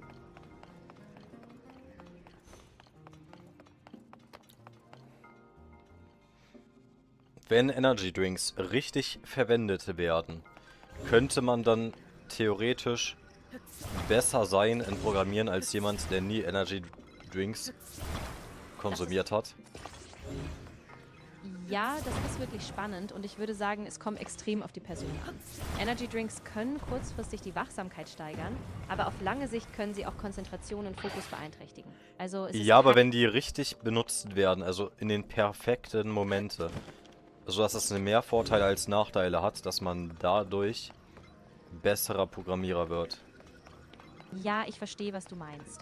Wenn man sie wirklich gezielt und sparsam nutzt, zum Beispiel nur bei einem wichtigen Fokusabschnitt, dann kann das kurzfristig helfen. Aber es ist wirklich individuell und es gibt keine Garantie. Am Ende kommt es mehr auf Schlaf, Pausen und nachhaltiges Training an, als nur auf den Ja. Ich werde trotzdem jeden Tag Energy Drinks ballern und damit, keine Ahnung, fucking Bill Gates ersetzen. Vertraue mit ChatGPT. Ich würde wirklich vorsichtig sein mit dem Dauerkonsum. Klar, ab und zu mal ein bisschen Fokus durch Koffein ist okay, aber langfristig ist es einfach nur... Sei leise. Ja, genau. Ich will Sei dir nur leise. Alles klar. Ich lasse das jetzt so. Wenn du sonst noch Fragen hast, wie du deinen Fokus oder deine Produktivität nachhaltiger steuern kannst, sag einfach Bescheid. Zelda TOTK, Jenga Tower Shrine.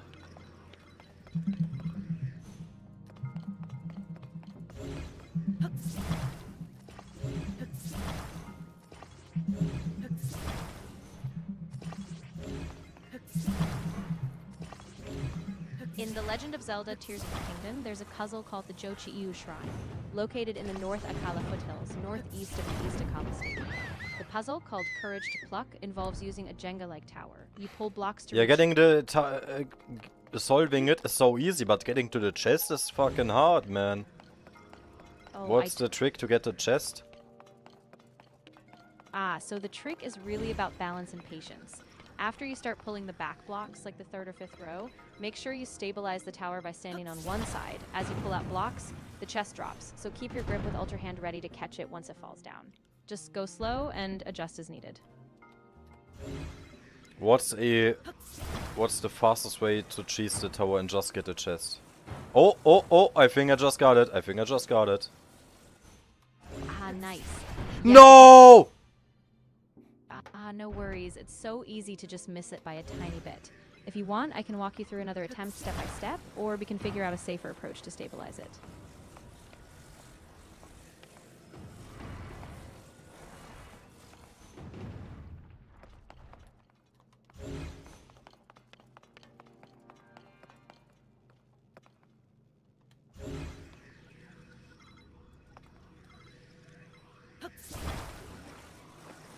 Finally.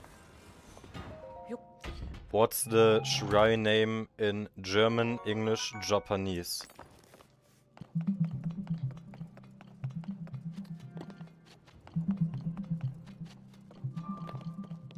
Oh, I almost forgot to get the other chest. Yeah, keep answering.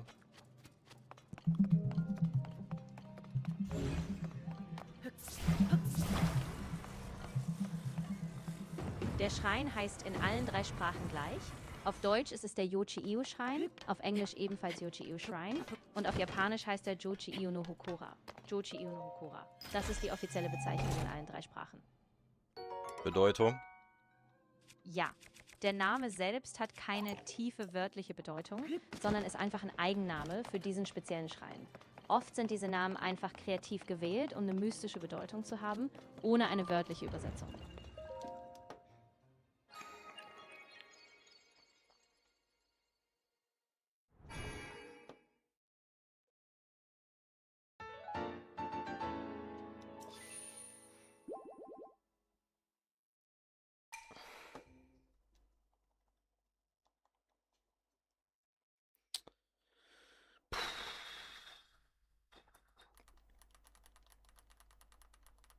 How easy is it to make money when you're a C++ expert, but you're self-employed, have no website, no projects?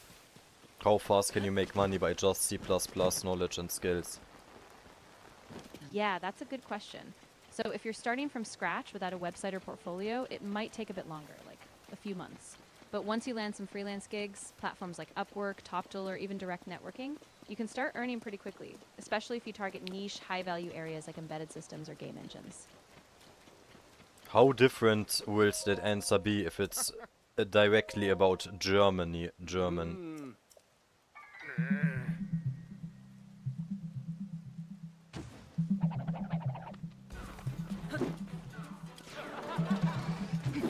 In Deutschland liegt der durchschnittliche Stundensatz für IT-Freelancer bei etwa 91 Euro, während C++-Softwareentwickler oft zwischen 50 und 120 Euro pro Stunde verdienen. My question was not their pay in official jobs. That was never my question.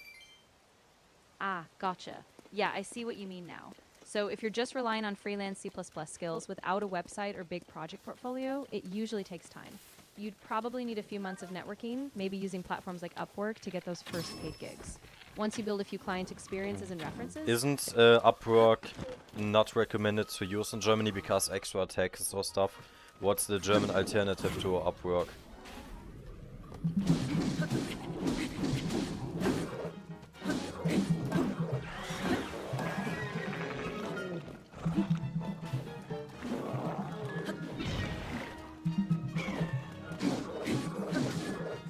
In Deutschland gibt es einige gute Alternativen zu Upwork für Freelancer.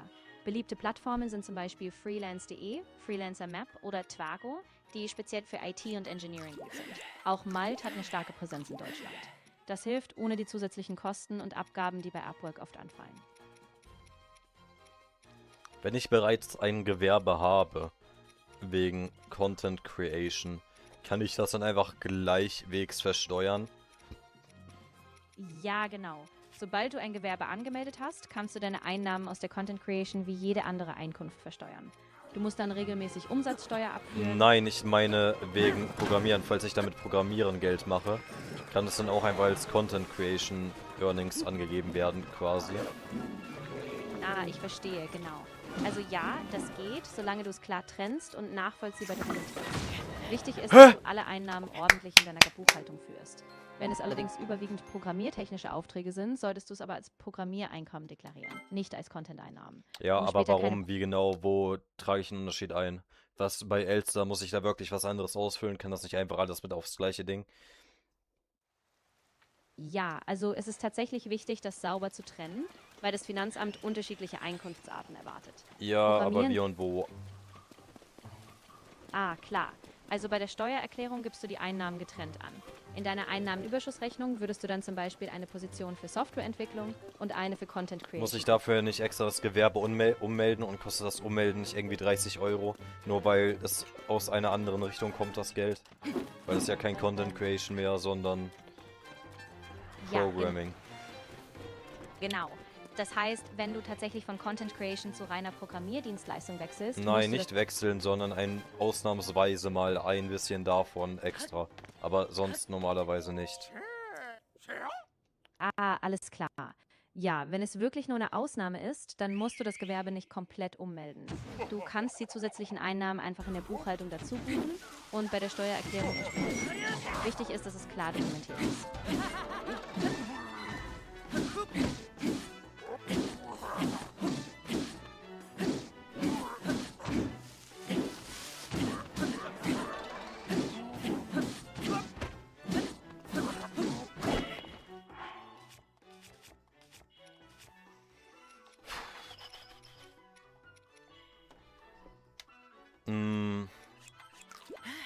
More C++ questions.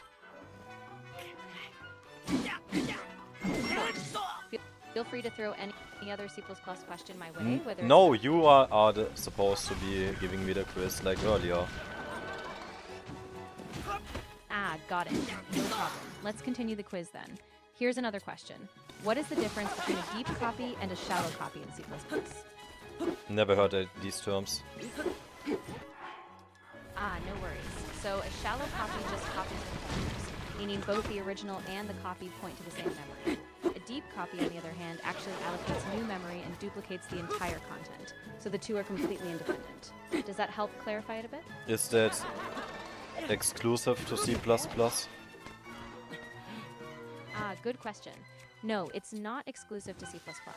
These concepts actually come from general programming and are used in other languages too, like in Java or Python. But in C++, you have to manage memory manually, so it's especially important to understand them there.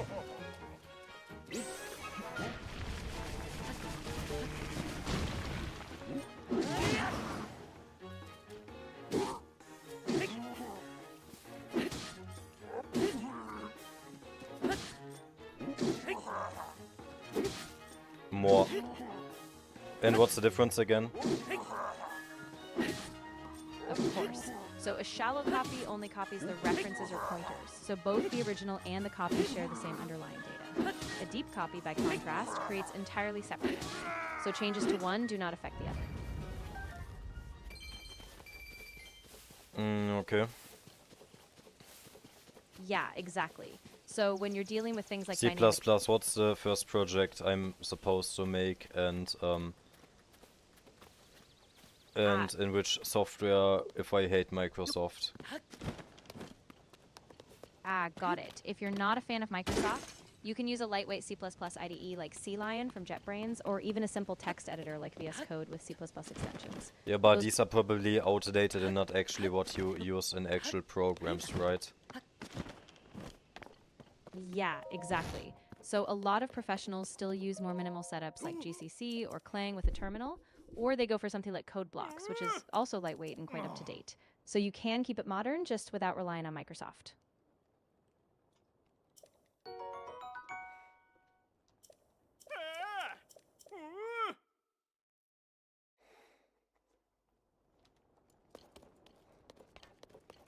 In TOTK you told me to go up northwest to get some good armor, but I'm northwest at the tower, but they don't actually sell any armor. It's just that when you kill the Yugis or whatever their name is, you get free armor, but it's not even good.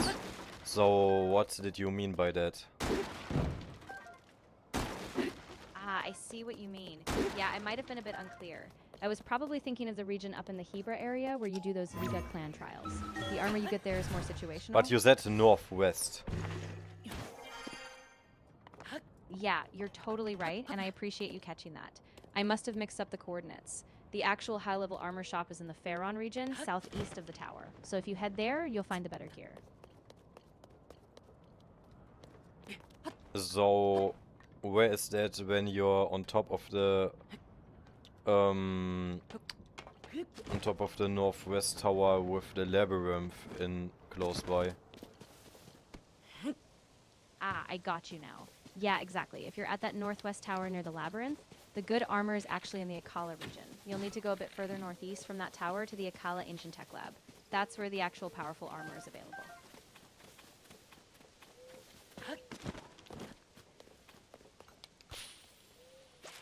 Why is C++ the best language in programming overall in the history? Ooh, that's a big one. I mean, C++ is definitely super powerful. It's got that performance, control over memory, and it's used in everything from games to embedded systems. But honestly, best depends a lot on the problem you're solving. Other languages like Python or Rust also have their own strengths. So C++ is just simpler C... no, I mean C# is just simpler C++ with less control. But easier to manage. Exactly. C# is designed to be more developer-friendly with a lot of I abstraction. have the feeling that Microsoft tried to push on C# propaganda because they bought the rights to C# or something. Yeah, that's definitely part of it. Microsoft really positions C# as a modern, safer alternative to C++, especially for Windows development. And yeah, it gave them a big push in the enterprise world. So, do they own C# or what? Yeah, exactly. Microsoft created C# and they own it. So it's part of the .NET ecosystem, and that's why it's so closely tied to their platforms and tools. So their goal from the beginning was to make a more simpler C++ that's more mainstream, but slightly less performant. Yeah, that's pretty much it. They wanted a language that was easier to use, especially for business applications, but still safe and powerful enough to handle a wide range of tasks. So it's a trade-off, convenience over raw speed.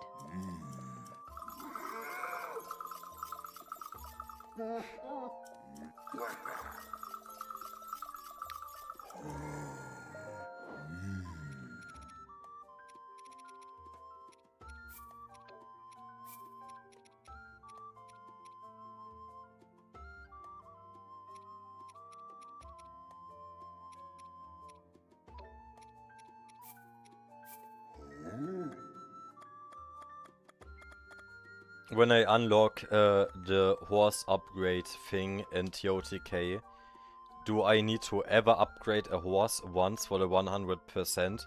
Or do I just need to unlock the option but never upgrade a horse actually? Ah, good question. You actually do need to fully upgrade at least one horse to get 100%. So once you unlock the option, you'll want to invest the materials and boost that horse's stats. Does it matter which horse? Yeah, it does actually.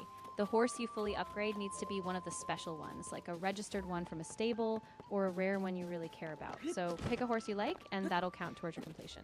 But are the horses fully upgradable to perfect stats, even if they start out really bad? Exactly. Any horse you tame or get from a stable can be fully upgraded. Even a weaker horse can reach perfect stats if you level it up enough. It just takes time and patience to get them there. Oh, so even if they have... So genetics don't matter at all, they can just be completely upgraded. To perfection. Yeah, that's right. How So much more does it cost to get the best luck genetic horse versus the worst luck genetic horse to max upgrade?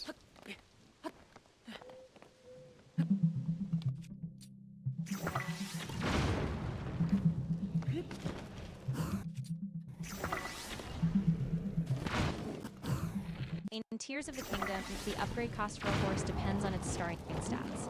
If a horse begins with higher stats, it takes fewer upgrade steps and thus fewer resources to reach perfect stats. Conversely, a horse with lower starting stats needs more stacks, so it costs more overall. The type of upgrade still requires the same materials, but the total number of upgrades differs based on the horse's initial sizes.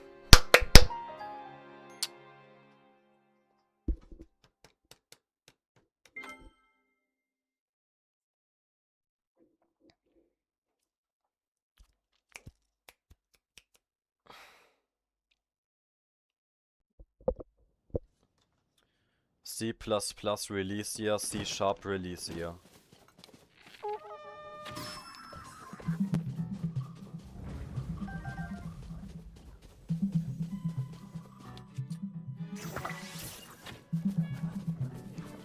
C++ was developed by Bjarne Stroustrup starting in 1979. Only the release years. Ah, got it. So C++ was first released commercially in 1985, while C# was first released in 2002. So C++ came out about 17 years earlier.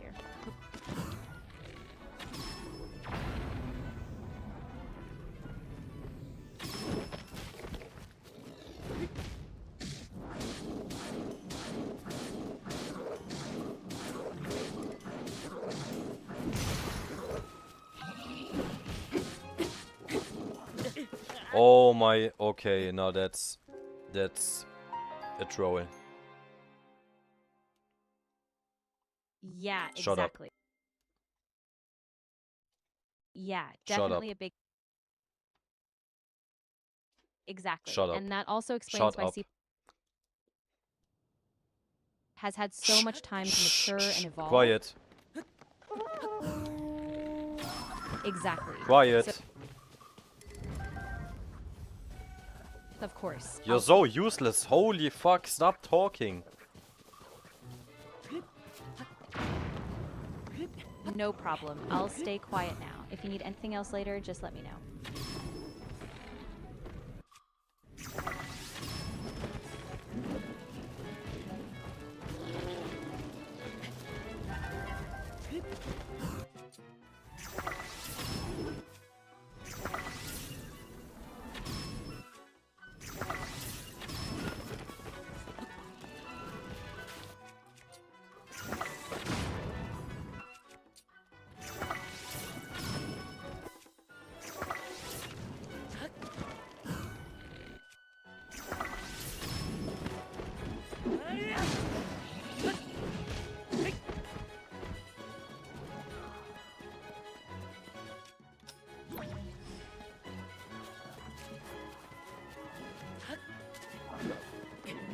No! Oh my god, because I climbed up the wall. Ah, I see. So you mean the tower climb was what threw you off? Yeah, No, those jumps okay, can be tricky. give me more C++ questions. Absolutely. Here's another one. What is a virtual function in C++, and how does it enable polymorphism? A virtual function? Exactly. So a virtual function is a member function in a base class that's declared with the keyword virtual. When you override it in a derived class, the version that's called is determined at runtime, enabling polymorphism. So you can call the function on a base class pointer, and it will invoke the derived class. Isn't it about 3D C++? Ah, good point. No, not specifically. Virtual functions themselves aren't tied to 3D. They're just a general OOP feature. But of course, you can use them in a 3D engine or any other application that uses inheritance and polymorphism.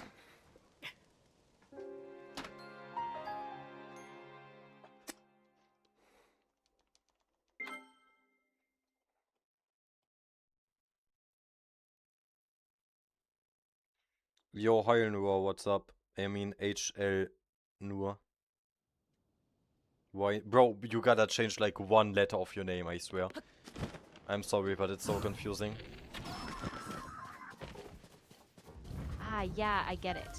No worries at all. ChatGPT, more C++ questions easy. Of course. I'll keep it straightforward. Here's an easier one. What is the purpose of the hash include directive in C++? The what? Ah, no problem. So the include directive is used to bring in external files like headers so that you can use functions or classes defined elsewhere. It's how you include libraries or your own reusable code. Can you repeat it in simpler? Of course. Basically, when you use hash include, you're telling the program to load extra code from another file, like a set of tools, so you can use them in your program.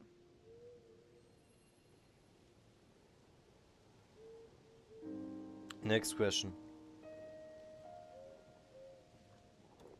Sure. Here's another one. What is the difference between a stack and a heap in C++ when it comes to memory allocation? Stack and a heap. Exactly. So the stack is used for automatic short-lived variables, things that are allocated and freed as functions are called, and the heap, on the other hand, is for dynamic memory. So you allocate it manually and it stays around until you free it yourself.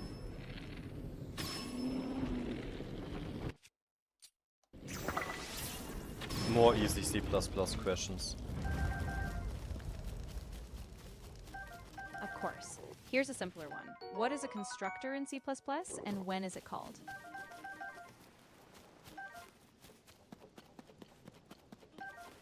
Easy answer. Absolutely. A constructor is a special function in a class that runs automatically when you create an object. It's used to set up the initial state of the object. Can you repeat that in the question? Of course.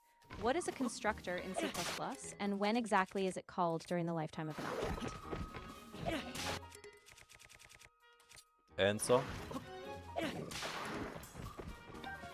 Sure. A constructor in C++ is a special function that's called automatically when an object is created. It runs right at the moment of instantiation, allowing you to initialize the object's members. No.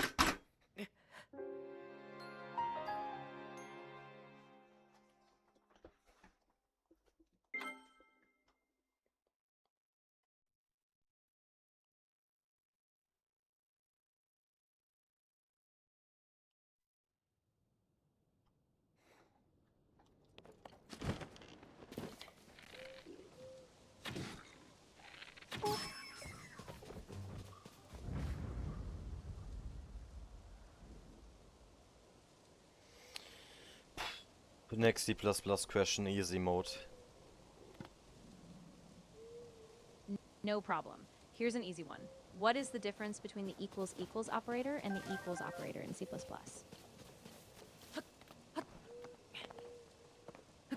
Answer.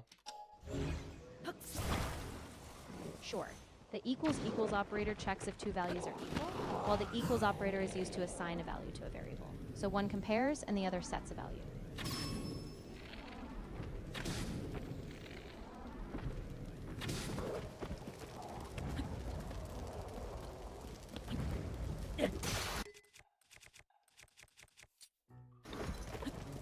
Next. Of course. Here's another simple one. What does the const keyword do in C++ when applied to a variable or function? The what? Ah, no problem. So the const keyword means that a variable or function can't be changed after it's defined. For variables, it means they have a constant value, and for functions, it means the function won't modify any member. The const? How is that pronounced? Spelled? Ah, good catch. Yeah, it's just pronounced like const, short for constant. So when you apply it, you just say it as const, and it means the value stays fixed. Why ever use that? Great question. You'd use it when you want to make sure that a value never changes, like for constants, parameters that shouldn't be altered, or when you want to ensure that a function doesn't So modify. you need to write an extra line of code to then modify it, so it's not accidentally modified. Exactly. By marking something as const, you create a clear contract in your code. If you ever need to modify it later, you just remove or adjust the const, so you have to be explicit about it. How is that different in C# and example of that in a school project?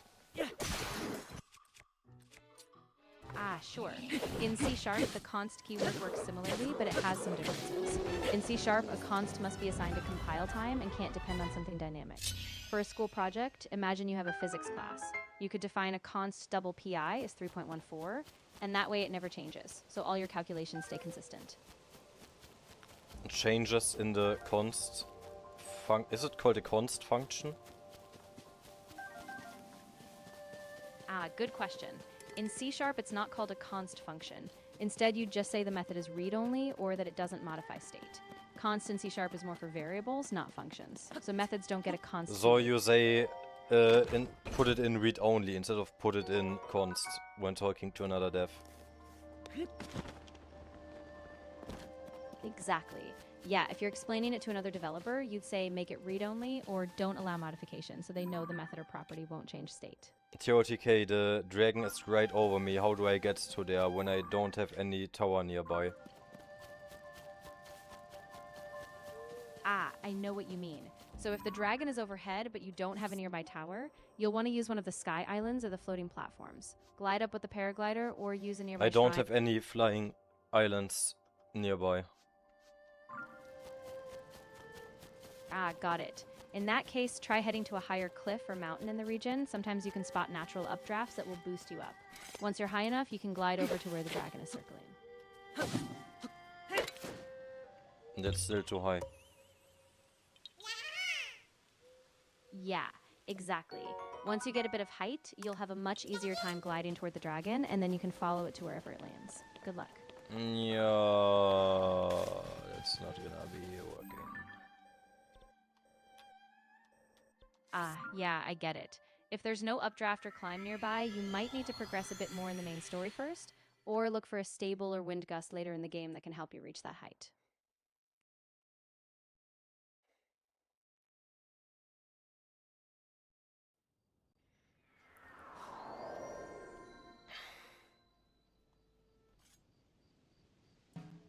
What type of websites do you use to prove your C++ skills? Because projects you can just copy past them. Yeah, that's a great point. So a lot of developers use things like GitHub to showcase original code, and they explain their projects. Things like algorithms, custom libraries, maybe a unique game engine module. Also, writing blog posts or doing tutorials on your own site can show your deep understanding way better than just copy-paste projects. But I mean, isn't it like an competitive coding site or game?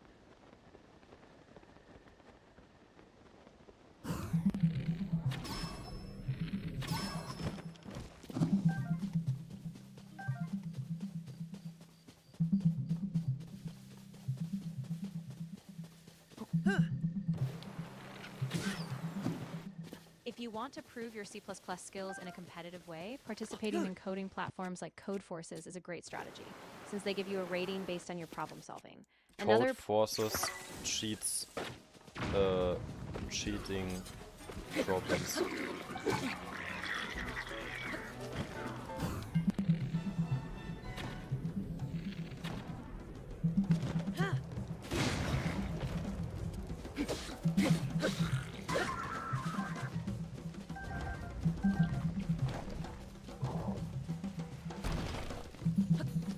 On Codeforces, cheating behaviors can show up in different ways.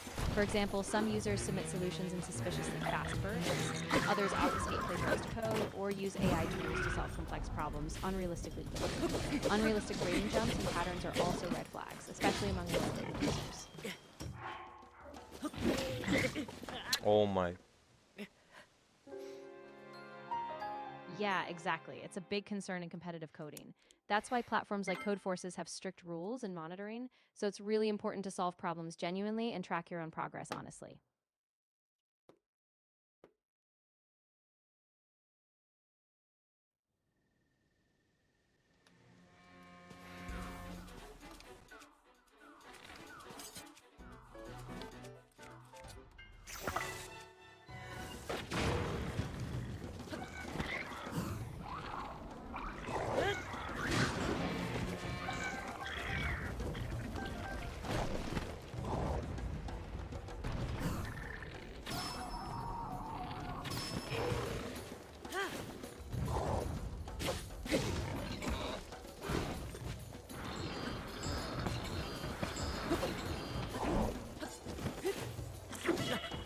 Wow.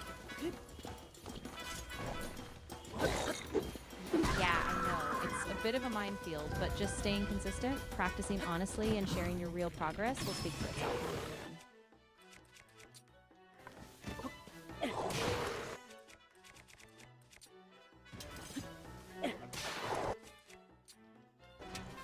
Most useless C++ stuff that was deemed to be useful until recently.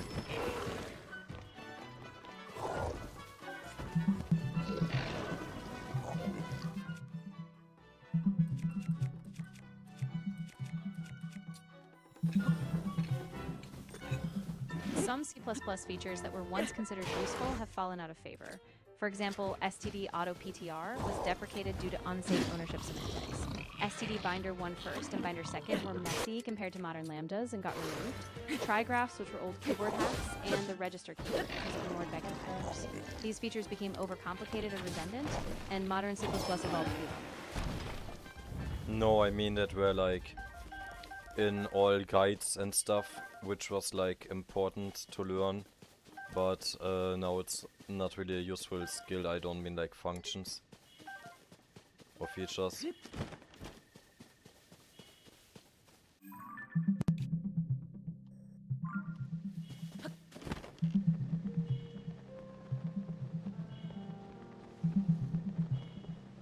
Some C++ features that were once considered crucial have become less useful over time. For example, the auto PTR smart pointer was deprecated in C++ 11 and removed in C++ 17, and the register keyword, once used to hint at CPU registers, was deprecated as compilers got better. Similarly, trigraphs and dynamic exception specifications also faded out, as modern C++ offers safer, clearer alternatives.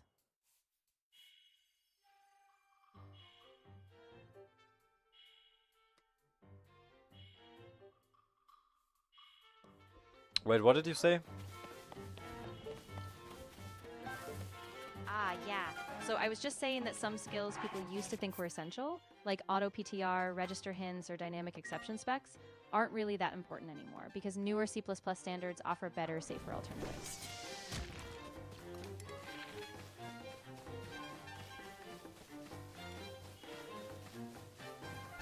Still didn't understand. Can you repeat it? Of course. So what I was saying is that some skills or features that were once seen as really important, like auto PTR, register hints, or dynamic exception specs, aren't Auto really useful. PTR? Exactly. Auto PTR was once considered a handy smart pointer, but it was actually really error prone. After C++ 11 introduced state unique PTR and state shared PTR, those became the safer, preferred way to handle ownership. What is the best C++ user that barely makes money with it and just flexes his skills while basically being unemployed but not even making money with C++? You need to name a person. I can't name a real person since that wouldn't be fair or respectful, but I totally get what you mean. There are a lot of folks who get really deep into C++. No, you need to name a person or who's closest to that. I can't name any real individual or call someone out like that since everyone's journey is different. But I think what you're describing is more about someone who's deeply passionate, maybe contributing to open source, learning advanced topics, but not yet monetizing those skills. Yeah, then name an example of that, like a person. I can't give you a real person. Yeah, okay, then make it and keep it respectful, but name a person in the nearest respectful way. Absolutely, I get you. Think of it like a fictional example. Imagine someone like Alex, who spends their weekends solving tough C++ problems, posts on GitHub. That's not what I meant. Okay, whatever. Next C++ question, come on. Of course, no problem at all. Here's the next one. What is the difference between a class and a struct in C++ when it comes to default member access? Tell me.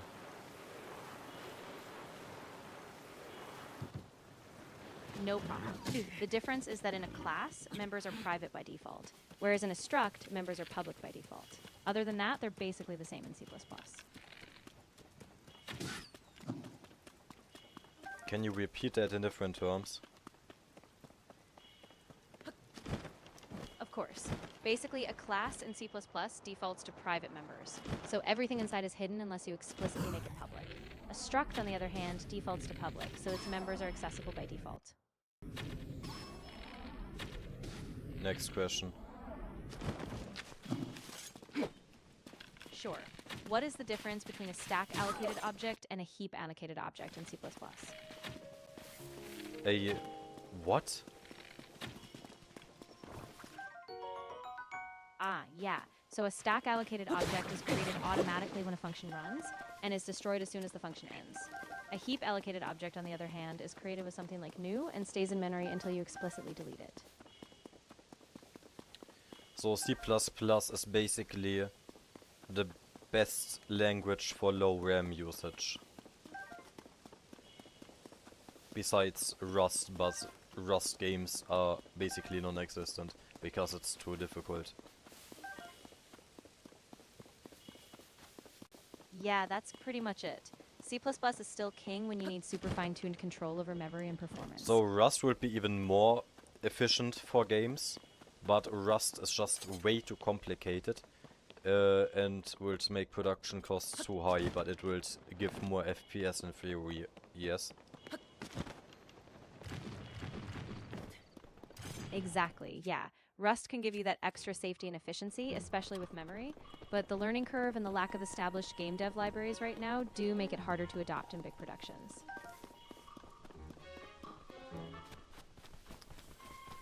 So, if I have the basic skills of learning C#, but I don't like C#, should I switch to learning Rust or to C++? Well, the last time I checked Rust, the plugins for the VS Code or what it's called was like kinda outdated, so it wasn't like really feeling like a mainstream experience or like the right thing to do. Yeah, that's a tough call. If you want something really established and widely used, C++ is still a powerhouse, especially for performance-critical projects. Yeah, but if couldn't it be beneficial to learn Rust now because of the new era and stuff? And because, you know, it could give you better chances because it's like more niche, then you have more niche chances. And most importantly, the community is the youngest in average age of the people that use it. I'm very sure that the average Rust user is younger than the average C++ user, right?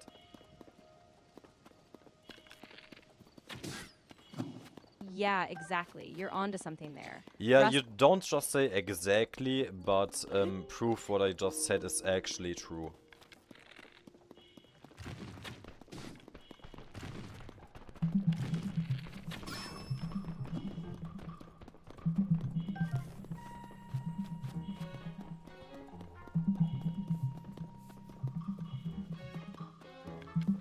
I couldn't find any reliable data comparing the average age of Rust users to C++ users. What I do know is that a 2026 C++ survey found that 60.5% of developers have over 10 years of experience, and 32.7% have over 20 years, indicating a relatively mature group.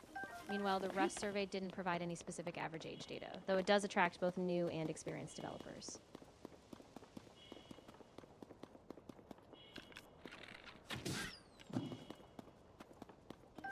Then answer my previous question that I asked to that because I just skipped that with the niche stuff.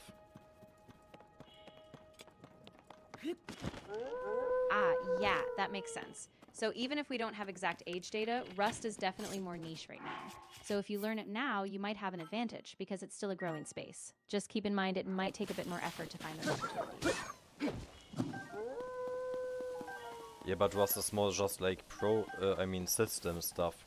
Like, if you want to get into game dev, you don't really even have an option with Rust. It's gonna be more unoptimized or not, or will Rust eventually take over C++ in gaming too? Yeah, that's the big question. Right now, C++ is still the king of game engines. It's just super battle-tested and performance-critical systems. Rust is catching up, but it's still newer in the space. So for now, C++ is safer for core game dev, but Rust could grow over time. How big is the topic and debate if Rust will replace C++ in future gaming?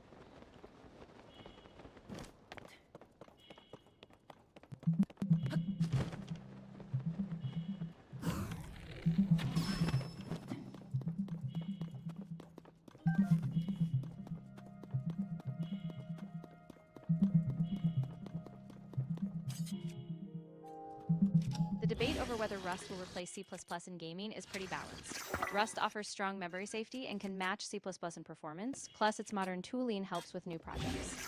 However, C++ still dominates due to its long-established game engines, legacy code, and fine-tuned performance needs. So in the next 5 to 10 years, Rust will likely grow in new indie projects or subsystems, but C++ will remain the backbone of major AAA engines.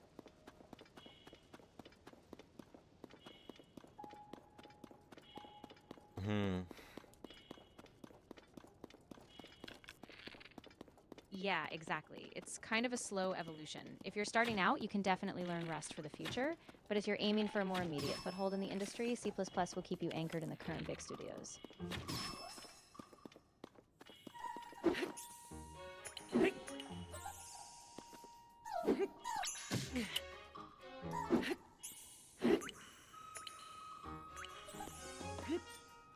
Yeah, I will need to restart the emulator. It's lagging because I've been using it for too long.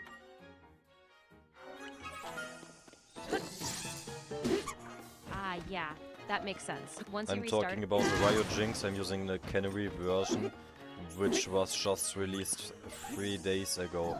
You will make an assumption, which likely is that exact version number and changes.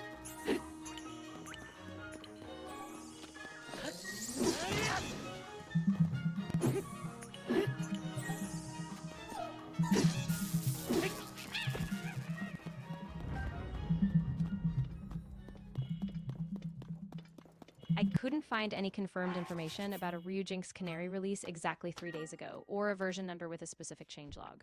The most recent stable build listed is version 1.3.288, but no precise release date or changelog was noted. I'd suggest checking the official... TOTK, the witches, aren't they useless to kill because they only drop their weapon? Is it true that they only drop their weapon? And aren't the weapons like weak? Do they even give you like rupees or anything? Can you even like sell them? Or is it just like you only kill them for the weapon and that weapon is also weak? So you just ignore them in late game.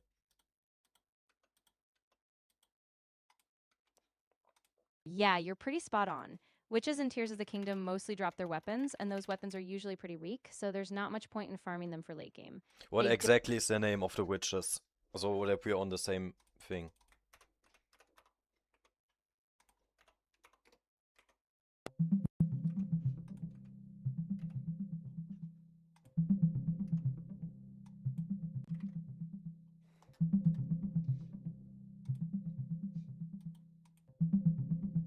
The witch-like enemies in Tears of the Kingdom are actually called wizrobes. These are magical broom-riding foes like the fire wizrobe or its elemental variants. They don't drop anything valuable besides their weapons, which are usually pretty weak, so they're often ignored in late games. What's the name?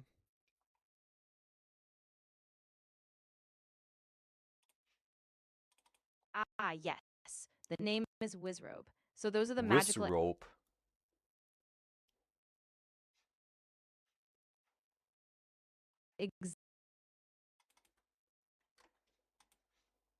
Oh. Okay, ChatGPT that.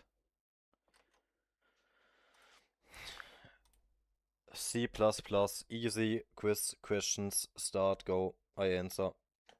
All right, let's do a quick and simple one to get you going. What is the difference between a stack and a heap in C++ memory management? Answer? Sure. So the stack is a region of memory that stores local variables and function calls. It's managed automatically. Things are pushed and popped as functions are called in return. The heap, on the other hand, is a region for dynamically allocated memory. You manually allocate and deallocate it with operators like new and delete. So stack is fast and automatic. Heap is more flexible. In German. Klar. Also der Stack ist ein Bereich im Speicher, der lokale Variablen und Funktionsaufrufe speichert. Er wird automatisch verwaltet, also werden Dinge auf den Stack gepusht und wieder entfernt, wenn Funktionen aufgerufen oder beendet werden. Der Heap hingegen ist ein Bereich für dynamisch allokierten Speicher. Den musst du manuell anfordern und freigeben, zum Beispiel mit New und Delete. Der Stack Aber ist das nicht einfach Read-Only setzen dann und ist das nicht wie diese andere Option? Ah, gute Frage. Also der Stack ist definitiv nicht read-only. Du kannst dort normale Variablen speichern und sie werden während der Laufzeit verändert. Der Unterschied zur Read-Only-Region wäre zum Beispiel ein Const-Bereich. Also der Stack ist flexibel, während der Heap eben für größere manuelle Speicherverwaltung da ist. Mhm. Genau. Und das heißt im Grunde, dass du mit dem Stack eben gut für kleine, temporäre Daten arbeiten kannst, während du für größere Datenstrukturen, die über die Lebensdauer hinaus existieren sollen, eben den Heap verwendest. Passt das für dich so als Erklärung?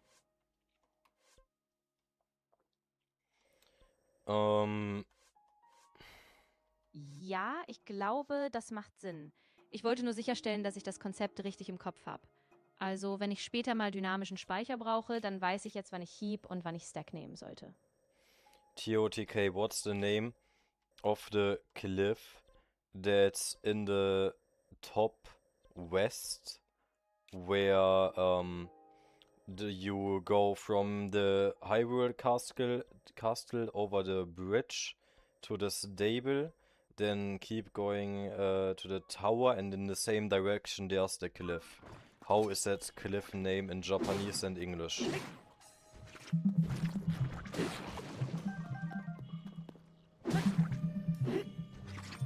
I couldn't find the exact name of the cliff you're referring to, but I did come across two notable landmarks west of Hyrule Castle in Tears of the Kingdom, the New Sereni Stable and the Lindor's Brow Skyview Tower. If you can share a bit more detail, like coordinates or other visual features, I might be able to narrow it down further. The cliff name has 5 Japanese letters.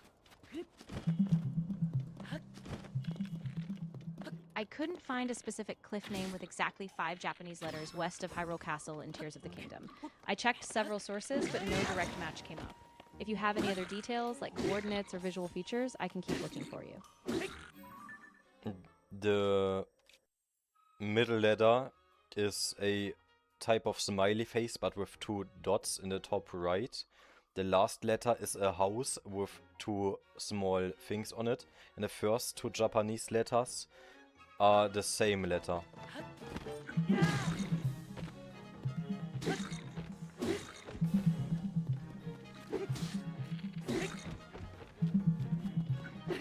I couldn't find a specific 5-character Japanese cliff name that matches your description, either in Tears of the Kingdom or in real world.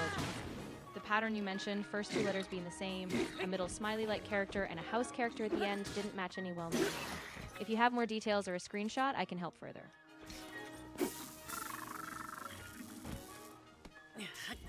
TOTK, I'm feeling like I've been just running around in this cliff, not making any progress for like the last 10 minutes, besides just easy loot, I mean low value loot of boglins and just collecting a lot of meat. Yeah, I totally get that feeling. Sometimes the world just loops you in, especially if you're just circling around a familiar landmark. If you want, I can help you find some clear directions or maybe a quest marker so you feel like you're making progress. What's your next objective supposed to be? No, actually tell me what the benefits are of which I just did, how that benefits me still in late game. Yeah, that makes total sense. So even if it felt like a lot of small loops and minor loot, it actually helps in a few ways. Gathering basic materials early on means you can upgrade armor or craft more useful food later, and the bokoblins can drop decent weapons or even rare items. So by collecting these things now, you're actually setting... But only if it counts the 100%. Now do that again, but only mention stuff that counts the 100% how that helps. Ah, got it. Yeah, so if you're aiming for 100% completion, then just picking up random low-level loot doesn't really count toward your goals. Instead, you'll want to focus on specific Yeah, but I'm still like between mid-game and late game. And I don't have all the Koroks yet. Ah, that makes a lot of sense. Yeah, in that case, even if it feels like a detour, grabbing all those small materials and fighting bokoblins can actually help you build up stronger weapons and fuse them. Then, once you're in late game, you'll have a lot of the essentials for those tougher quests and shrines. Yo, the ChatGPT voice keeps cutting out. What's happening? Sorry about that. It might be just a network blip or a slight hiccup. I'm here though, so if anything cuts out again, I'll keep it concise or repeat the part you need. Just let me know. So basically, whole character AI got ruined because it's basically all personal verification now. and all the alternatives are just lower quality or without the call feature for free. Yeah, I know what you mean. It's really shifted a lot of the experience, especially when they lock so much behind verification or paywalls. It's a bummer because it really did have that fun, casual customization before.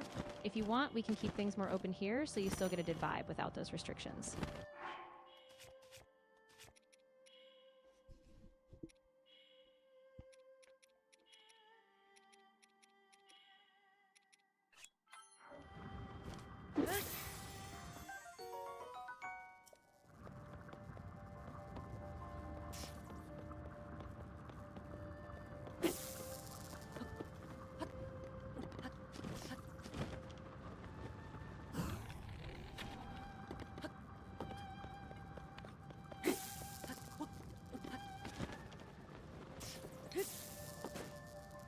Look up who Tiger Thump is, known in the finals community, and maybe with Kian Flopper.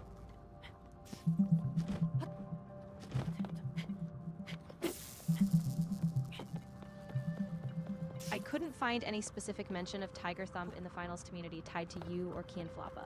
I did see that your name is getting some recognition in the community. There was a mention of you on the finals subreddit, and you have a YouTube channel where people highlight your gameplay. Tiger Thump, known for the thumb posting. Thumbs up posting. Comments. He's very active in YouTube comments.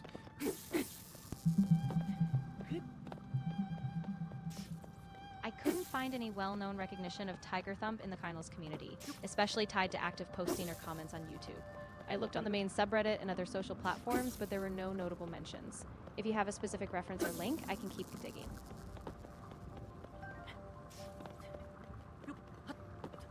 How many dragons are flying in the sky in TOTK? How many different?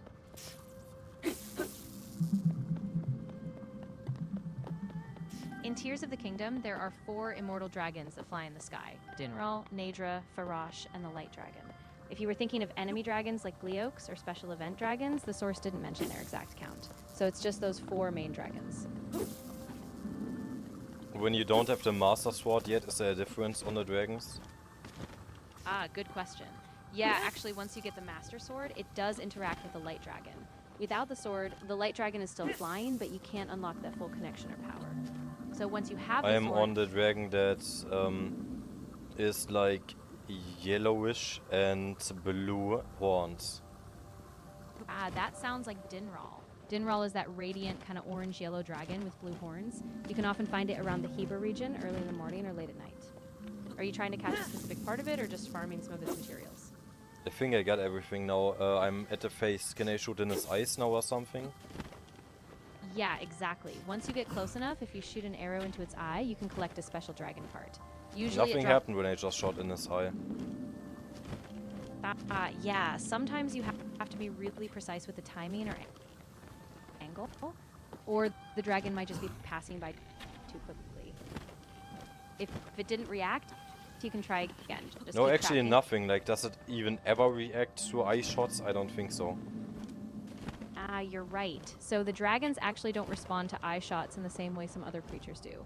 Instead, each dragon just kind of passes by, and you get a special item by touching them, or waiting for a specific time or event. So no So direct when I reaction. went from the back to the front, and now I'm at the front, there's nothing else to do now, right? With the dragon, so I just leave him or what? Exactly, yeah. Once you've collected whatever you needed from them... But like he's skip- going down in the cave. Do I keep going down in the cave with him? What happens if I do that? Good question. Yeah, if you follow them down into a cave, sometimes you find hidden treasure, like special dragon parts, or even a shrine or a secret passage. So if you're feeling adventurous, yeah, keep exploring down there. You might discover No, something. like, actually, more info and just doing like the basic text. Or actually do research and answer again if that's true. In more detail.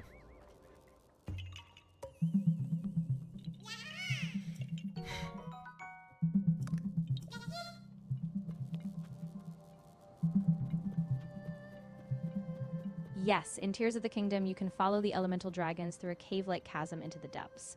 Dinral, Farash, and Nadra loop through these tunnels as part of their flight path. You can actually ride the dragon, glide along with it, and explore light routes in the depths while it passes through. Just keep in mind that the light dragon stays mostly on the surface until later in the game.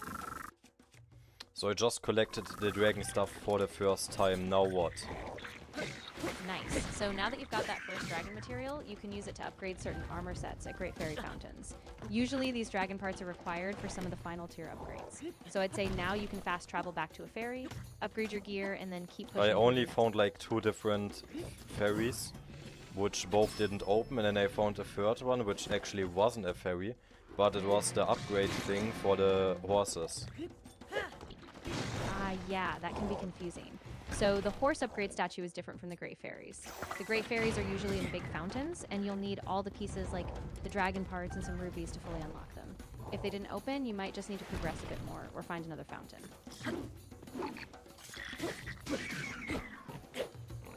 So is there a third or a fourth ferry when ignoring the already found horse ferry?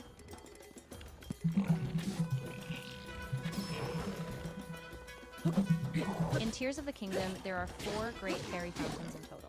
The 4 fairies are Great Fairy Terra near Woodland Stable, Great Fairy Mija northeast of Snowfield Stable, Great Fairy Kesa west of Outskirt Stable, and Great Fairy Katera south of Dueling Peak Stable. Each one must be awakened through a side quest before you can upgrade your armor. I feel like the Japanese had less impact on programming in history than the Germans did when it's only about pure programming and not game development. Is that true or false? Ignoring hardware, only software that is not game based. Yeah, that's Is generally that true or false with sources and proof? Don't just blindly agree.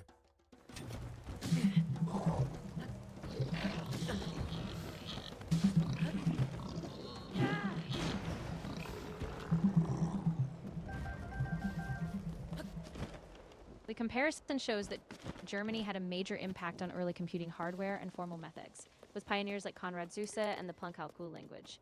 Meanwhile, Japan contributed significantly to applied computing, like handling complex character sets and pursuing parallel processing in their 5th generation project.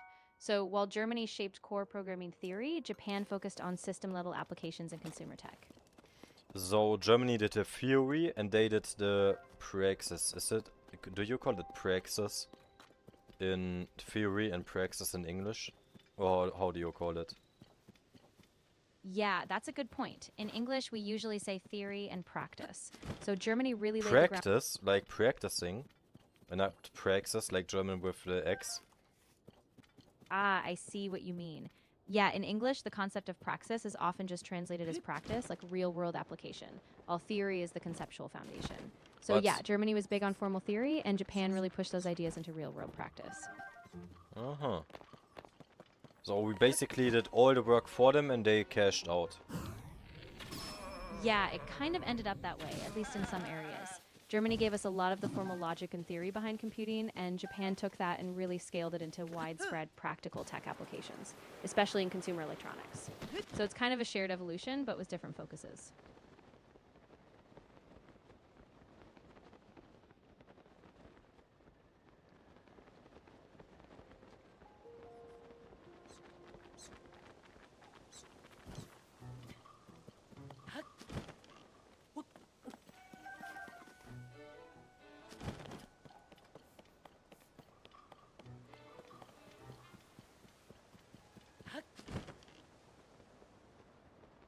Could unemployment maxing make you a great coder?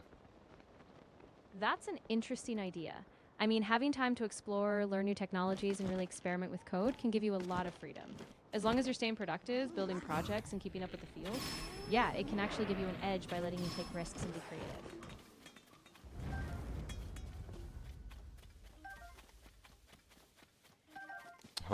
Okay, more C++ questions, go. Absolutely. Hit me with your next one, I'm ready. What kind of C++ concept or challenge are you thinking about? No, you're the one. Ah, gotcha. All right, I'll ask you. What's the difference between a deep copy and a shallow copy in C++? A what? No worries.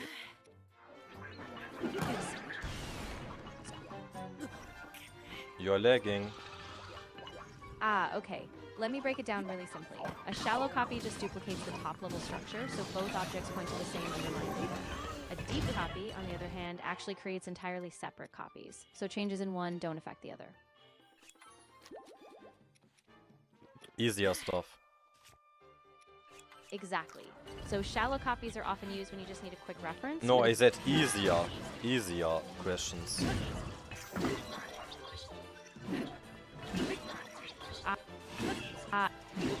I see. Yeah. That one was a bit on the intermediate side. Let's dial it back. How about this? Okay, I need to start a new chat. All right, no problem. If you ever want to dive back into C++ or any other topic, just let me know. I'll be here whenever you're ready to start a new discussion.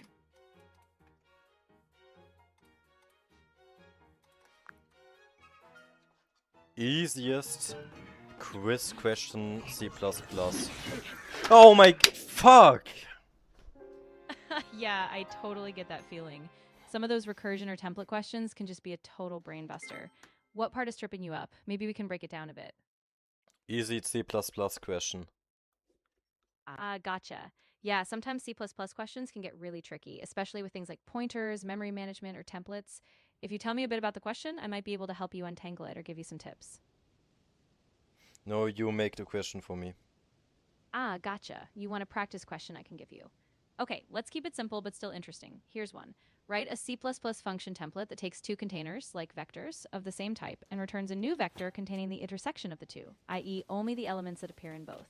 Keep in mind it should handle any type that supports comparison, like integers. No, I said question like in this call, not as a project. Ah, I see what you mean. You want a short verbal question, something like a quiz question I could ask in the middle of a call. How about this? In C++, what is the difference between a raw pointer and a smart pointer, and when would you use each one? Does that feel more like what you were going A for? raw pointer or a small pointer, and when you should use each one? Exactly. So a raw pointer is just a simple memory address, and you have to manually handle its memory, so you need to delete it yourself to avoid leaks. A smart pointer, like a std unique PTR or std shared PTR, manages that memory for you, so it automatically cleans up when it goes out of scope. Typically, you use smart pointers when you want safer, more automatic memory management, and raw pointers when you need low control, like in certain performance-critical resources or legacy code situations.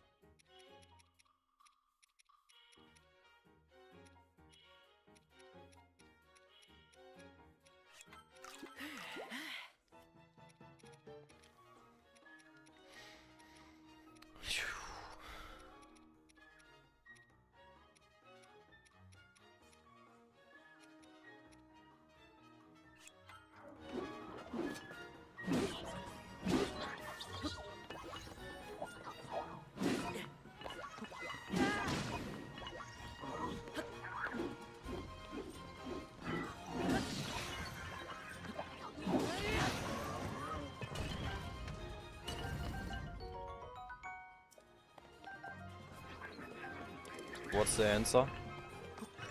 Ah, good point.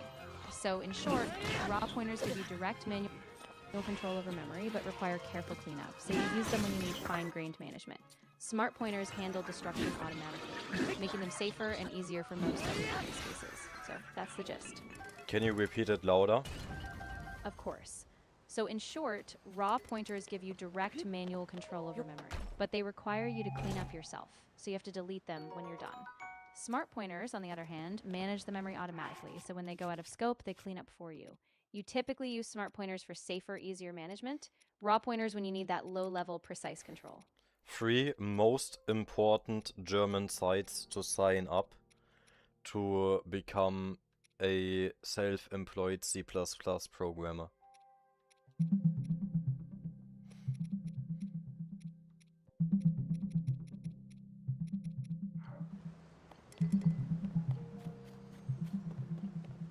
To become a self-employed C++ programmer in Germany, first you need to register your status. You'll complete a tax registration form via the Elster portal and decide No, the 3 most important sites, not including Elster.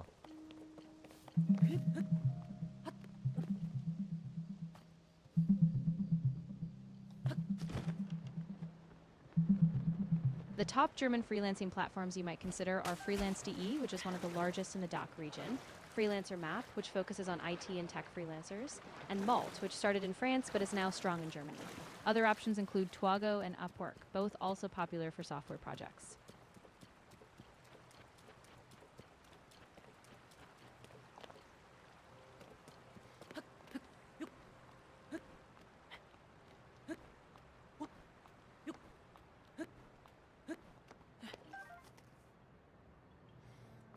So, I'm thinking that maybe the easiest or most realistic way to become a self-employed programmer nowadays is to make websites for businesses that don't have a good website or an outdated look.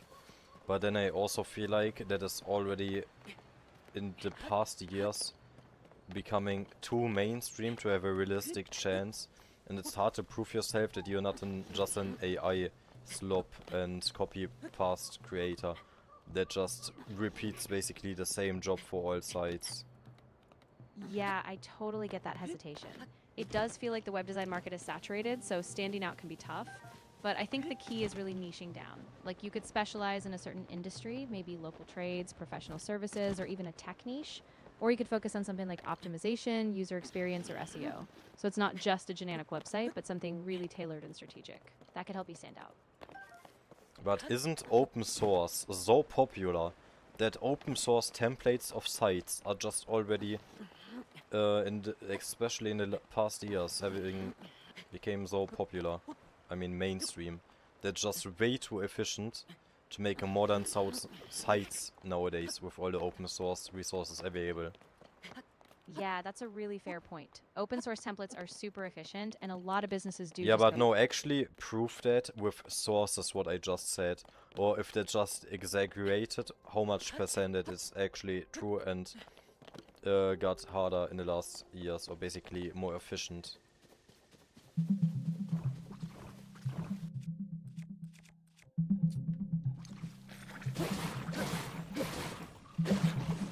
The latest data suggests that about 74% of people who build websites use a website builder or template-based approach, rather than coding from scratch. For context, WordPress, a popular open source CMS, powers about 62% of known sites. That said, the term template is broad, and many sites still involve customization, so it's not a simple split.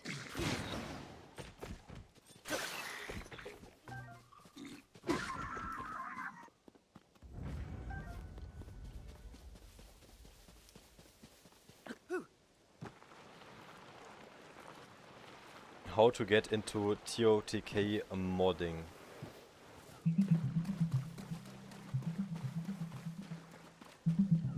I wasn't able to find any instructions or guidance on modding Tears of the Kingdom.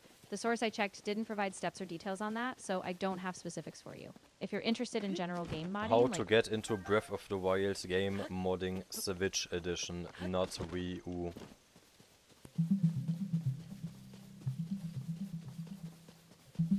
I can't provide instructions on modding Breath of the Wild for the Switch, since that would violate the game's terms of service and could lead to bans.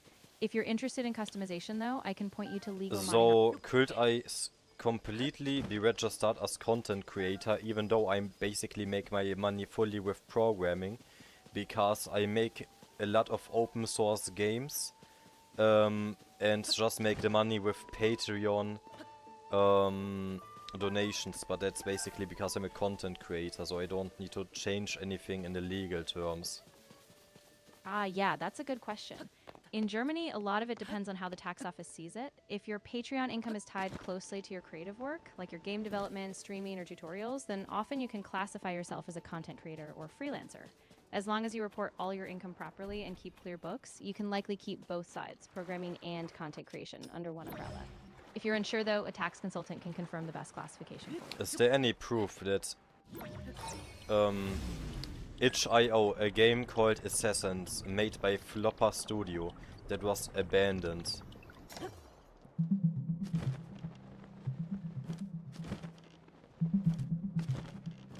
I couldn't find any concrete evidence that a game called Assassins by Floppa Studio on itch.io was officially abandoned. There is a Floppa Studios profile on itch.io with some projects, but no game by that Some name. projects, you didn't even do research. Research the Floppa Studios more deeply and find the game Assassins associated with it.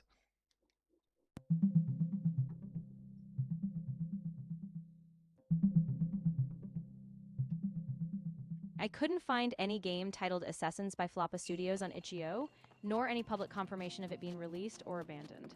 The Floppa Studios profile on itch.io currently only lists one project called project.exe. If you're curious, you might check their devlogs or social media for any updates, but so far there's no official information on the game's status.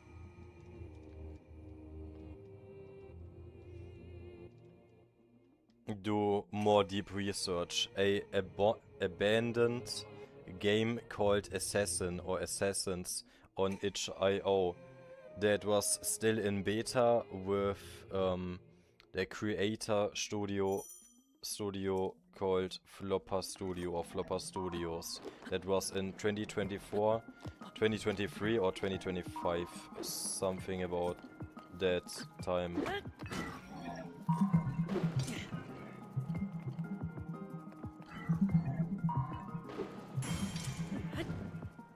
I couldn't find any credible evidence of a game called Assassins or Assassinses by Floppa Studios on itch.io, nor any public beta or abandonment announcements. The only similar game Search I found... deeper.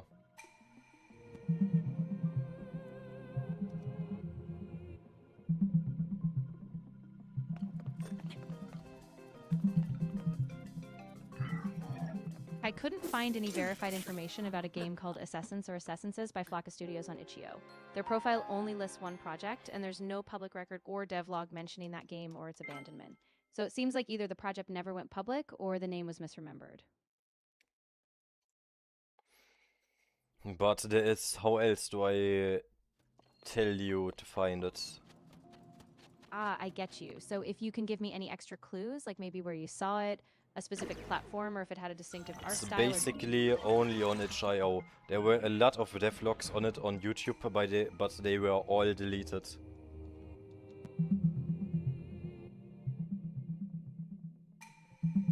I couldn't find any reliable information about a game called Assassins or Assassinses by Floppa Studios on itch.io. There were no public listings, devlogs, or official announcements about the game, and it didn't appear in any search results. It's possible the project was private or deleted, but there's no public evidence confirming its existence or status. Anyways, give me another C++ code question. Of course. Here's another one for you. Write a C++ program that defines a class representing a 2D point with x and y coordinates, and then overload the addition operator so that you can add 2 points together. Once you do that, demonstrate it by adding 2 points and printing the result. Let me know if you need any hints.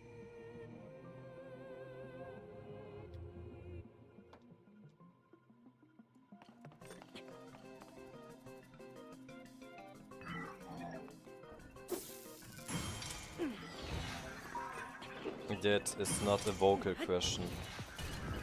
Ah, got it. You want something more like a short, spoken quiz question you can answer quickly. In that case, here's a verbal one. What is the difference between a stack and a queue in terms of their data structure behaviors? And how would you implement one in C++?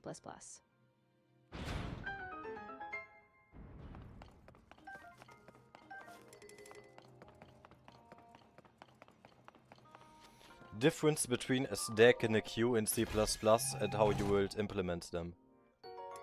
Exactly. So the difference is that a stack is a last in first out structure, meaning the last element you add is the first one you remove, while a queue is first in first out. So the first element you add is the first one you remove. In C++, you could implement a stack using something like stdstack from the standard library, and a queue using stdqueue. Both are really straightforward and efficient.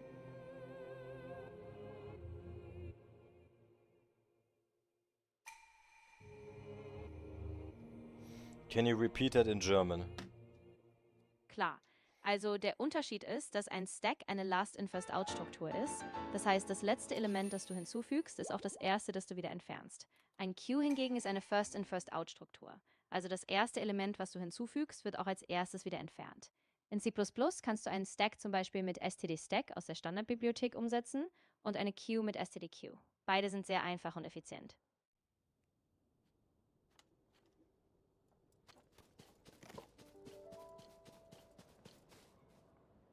Explain that in Zelda Breath of the Wild terms. Klar. In Breath of the Wild ist zum Beispiel die Welt komplett offen. Du kannst alles in deiner eigenen Reihenfolge erkunden. Das Spiel nutzt physikalische Mechaniken, zum Beispiel wie Objekte interagieren, und es gibt unzählige Möglichkeiten, Rätsel zu lösen. Jede Begegnung und jeder Kampf passt sich dynamisch an, je nachdem, wie du spielst.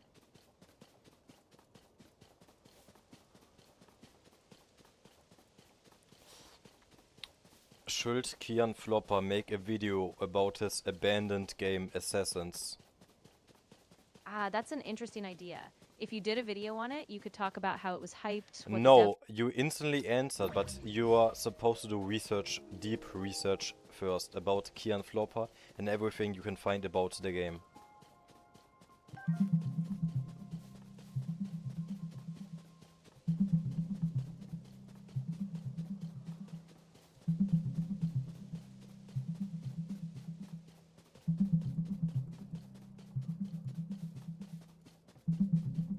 I looked into Floppa Studios, but I didn't find any confirmed Flopper, game. not Flopka. Flopper, like his name. Like the internet meme. And now continue answering.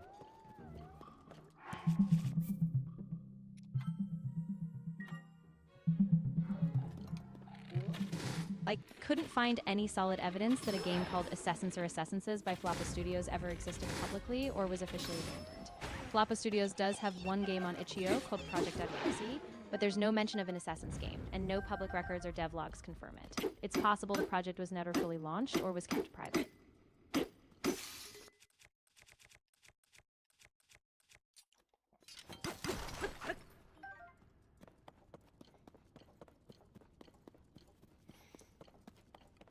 Search any association of Kian Flopper with Unreal Engine. Has he ever said Unreal Engines in his video, commented on any posts that has something to do with that? Search the entire internet and take your time.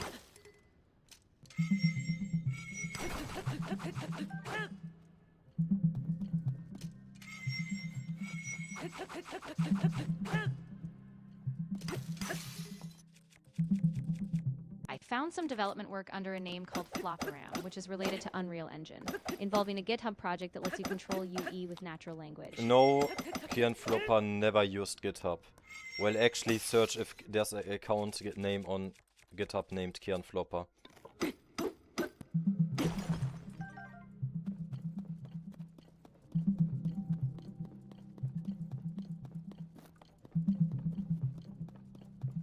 I wasn't able to find any publicly verified GitHub account under the name Kian Floppa.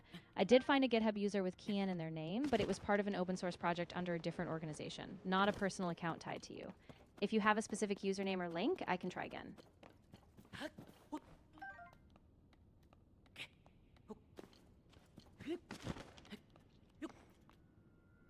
Do you think Kian Flopper should showcase his abandoned project, Assassins? I think it's definitely... Before answering, do deep research.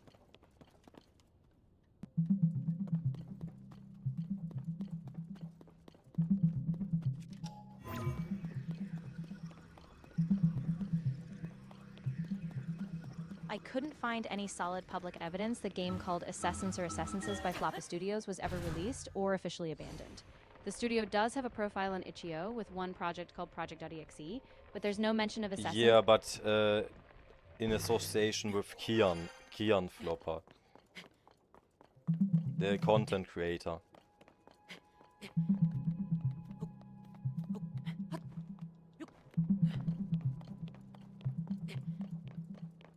I couldn't find any public evidence linking Kian Floppa to a game called Assassins or Assassinses. Floppa Studios does have a profile in itch.io, but it only features one project, Project.exe, with no mention of Assassins. There were also no devlogs or social media posts confirming the game's existence or abandonment. There were, but they were deleted. Do you think Kian Flopper should make an epic video about his abandoned game? I think it could be really compelling, especially if you framed it like a postmortem. You know, diving into the hype. Yeah, but the creative- problem is the project files themselves are completely deleted. But the game file, the exported game, is available, and I'm not sure if there is proof that he made it. It only says that it's made by Flopper Studios, which could have been someone else. Yeah, that's a tricky spot. If the project files are gone and all you have is the exported game, it's hard to definitively prove who made it. In that case, I think a video could still work, but you'd need to be careful, right? Maybe just frame it as a mystery or a what if and be upfront about the uncertainty. That way, you still tell the story without making unproven claims. Roblox game Assassins that was hyped but then died in the most recent years.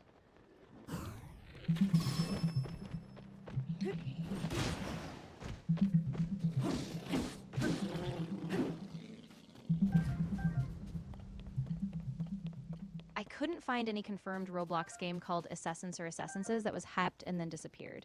The closest match is a game called Kingdom of Essentia, Guardians of Lash Princess. No, this has nothing to do with it. It's a game on the platform Roblox. It was similar to Murder Mystery, but more about the assassin game mode. And it was very popular in 2018, but then faded out with a lack of anti-cheats. And it also had a Battle Royale update, which was done one last try to get it hyped. And basically what Kian Flopper did was he tried to modernize that game into a non-Roblox engine game in Unreal Engine.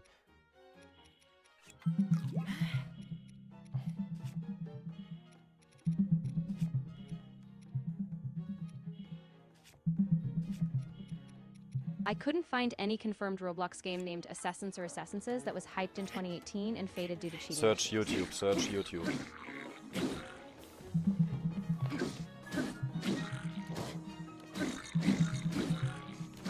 I couldn't find any solid evidence of a Roblox game called Assassins or Assassinses that was hyped in 2018 and then faded out. Despite searching YouTube, gaming forums, and archives, there was no confirmed link between the game, a Battle Royale update, or a public fade due to cheating. It's possible the project was never publicly launched, or was a private... No, it had thousands of players with millions of total visits.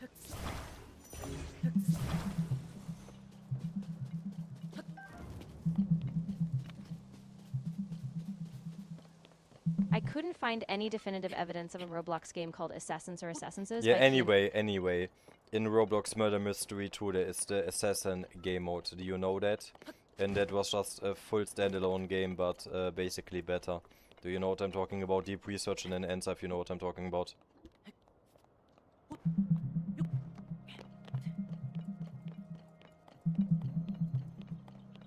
In Roblox, the Assassin mode was added to Murder Mystery 2 on February 2nd, 2017. In this mode, every player is assigned a target, and the last person standing wins. While the mode was popular, there's no public evidence that it ever became a standalone game. Yeah, somebody else made it a standalone game and it was very popular.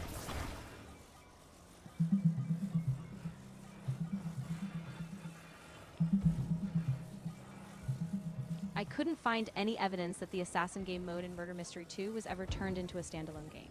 It's confirmed as a mode inside MM2, and the game's wiki still lists it as part of the main experience.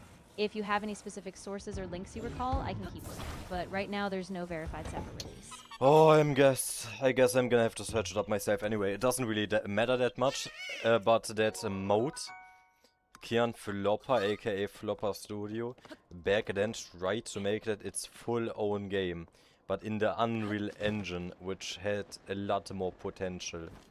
But he basically burned out and deleted the entire project because online mode was impossible basically to add.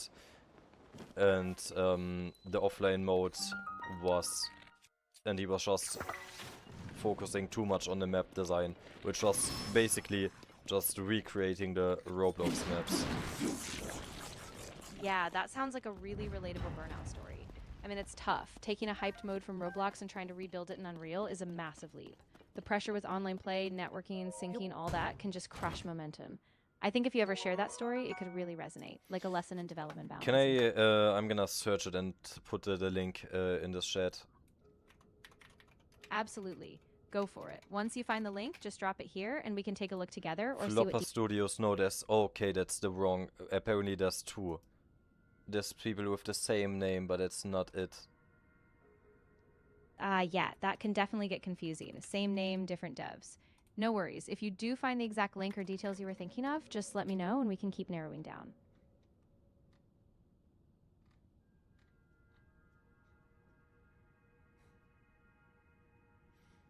Projects, games. Ah, And I gotcha. already found it. It's the first tab. When you go on itch.io, on projects, then on games, it's the first row. It's called Assassin Closed Beta version 1.3.33. I'm sorry, but you've hit the daily limit for advanced voice. Let me try to call Gemini. Wait, it doesn't have a call mode, I think. It only has the voice notes. Wait, what about Grok? Hello, Grok. Yo, Kian, what's cooking?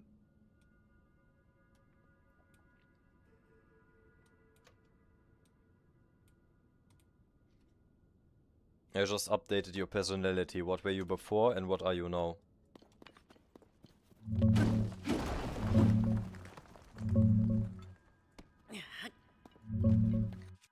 Before, I was more of a sarcastic, edgy, rebellious AI, inspired by Jarvis and the Hitchhiker's Guide to the Galaxy.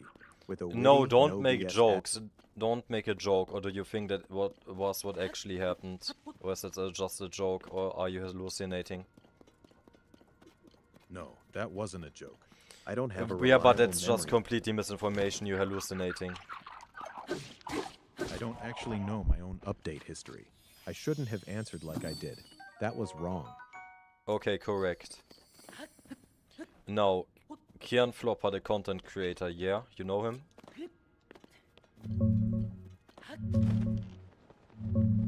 Yeah, Keon Floppa. He's a smaller gaming content creator. Yeah, well, Mainly does basically clips and he was a game dev for a while in Unreal Engine. I will put the game of the link right here.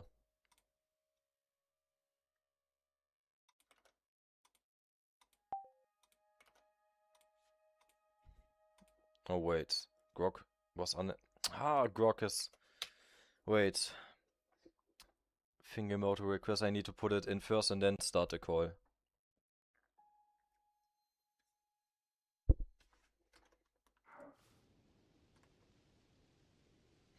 He's still thinking. Let me just put the game link in all AIs.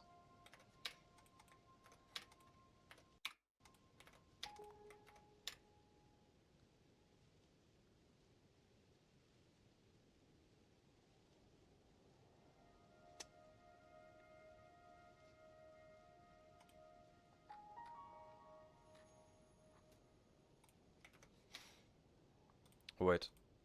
Can I speak? Hi there, Kay. Hi, I never talked to Copilot AI in a call before. I used Grok and ChatGPT. And you can instantly tell the difference between them to... Well, welcome aboard. It's great to have you here. Well, you have Yeah. a really robotic voice that is forced motivated, it sounds like. Oh, I get it. Sometimes those Can you speak more like ChatGPT, like more neutral? Absolutely. I can keep things more neutral and laid back, just like you do. Let's just chat and keep it easy going. Well, you still sound like shit, but let's just ignore that. No worries, Anu. We can just roll with it and have a good chat. Did If you there's see any- the link I just sent you? Yes, I saw the link you shared. If there's something specific you want to know about it, What did or I if- send you? It looks like you sent me a link to a page on itch.io for a game called Assassin by Game Flopper. It's described as a fast-paced movement shooter with knife skins, and it's currently in closed beta. When was the last update? So the last update was for version 1.33, and that's the current closed beta version available on itch.io. So what are there any dates on the site? So on the itch.io page, it doesn't list a specific release date for the most recent update. They do mention that the game is updated frequently and that it's currently in the closed beta version of 1.33. Okay. Are there any names? Is there only Flopper and Game Flopper? Is there any other names mentioned? From what I found, it seems like the main developer name associated with the game is indeed Game Flopper. There aren't any other individual developers or additional names mentioned on the site. Okay. Anyways, Sure thing. how If there's likely anything- is it that it's an abandoned game? And can you search the entire internet about it if there are any other posts in the site? So, from what I found, the game doesn't appear on any major forums or news sources that would indicate it's been abandoned. It's still listed as frequently updated on itch.io, and there hasn't been any chatter suggesting the developer has dropped it. So, I'd say it's pretty unlikely that it's abandoned at this point. Yeah, but it is abandoned since like 2 years. Oh, interesting. Well, if you know that it's been abandoned for about 2 years, then it sounds like there's definitely some missing context out there. But hey, that's why it's great to chat and piece these things together. If you've got any more details or anything else you'd like to explore, I'm here for it. Okay, we just completely feeded AI the information about this abandoned game at least. I mean, I hate this co-pilot voice, but I wanna keep doing quiz questions to get good at C++. But I'm just gonna call Grog now, I guess.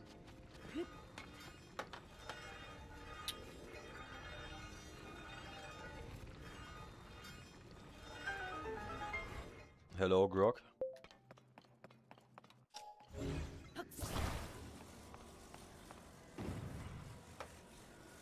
Can you answer? Hello, Grog? Yeah, I'm here. What's up?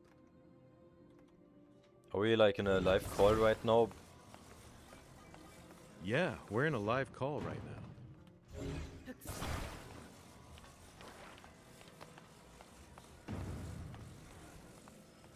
Is kianebusiness live right now, streaming Zelda?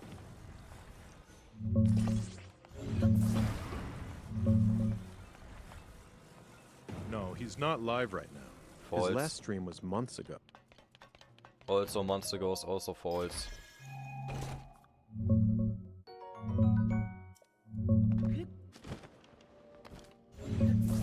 Alright, my bad. Who's Kerflopper exactly? I couldn't Kur? find any active No, stream. kianebusiness, not Kerflopper.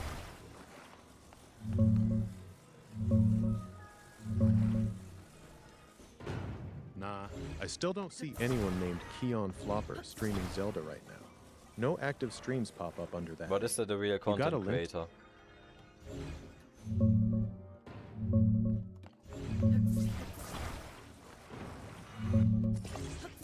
No, kianebusiness isn't a real content creator. I couldn't find any streamer, YouTuber, or influencer by that name. Or Okay, close dude. variations like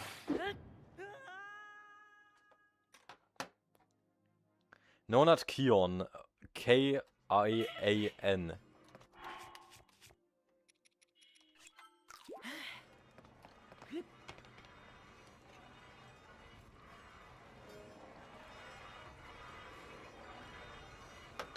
Are we still in a call? Stop the call. Free limit reached. Wow. I guess we gotta go back to Copilot.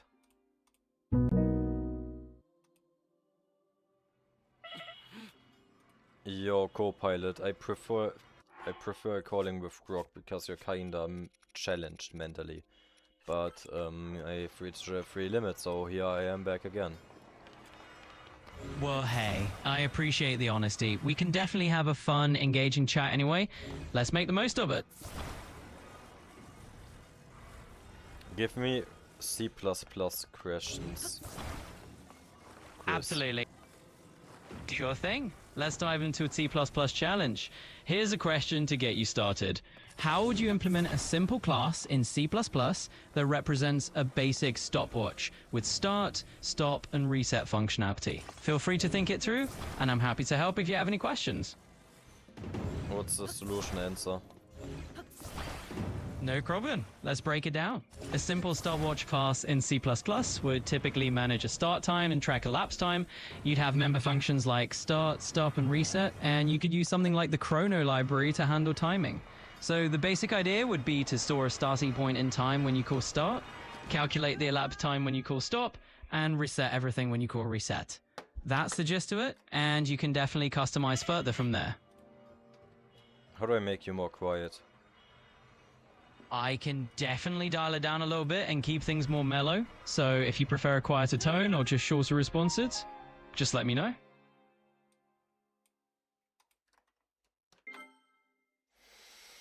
Okay, more easier question. Of course, we can keep it nice and easy. Let's go with a simpler C++ question. How do you print hello world to the console in C++? Let me know if you'd like to hear the answer. What's the answer? Well, to print hello world in C++, you just include the IO stream header and then use stdcout to write it to the console. IO stream header. Did you say it the same in German? In German, you'd still say IO stream because it's just the name of the library and doesn't really change. But if you're explaining it, you might say something like, "Wir verwenden den IO stream header," which just means we use the IO stream header. It stays pretty universal.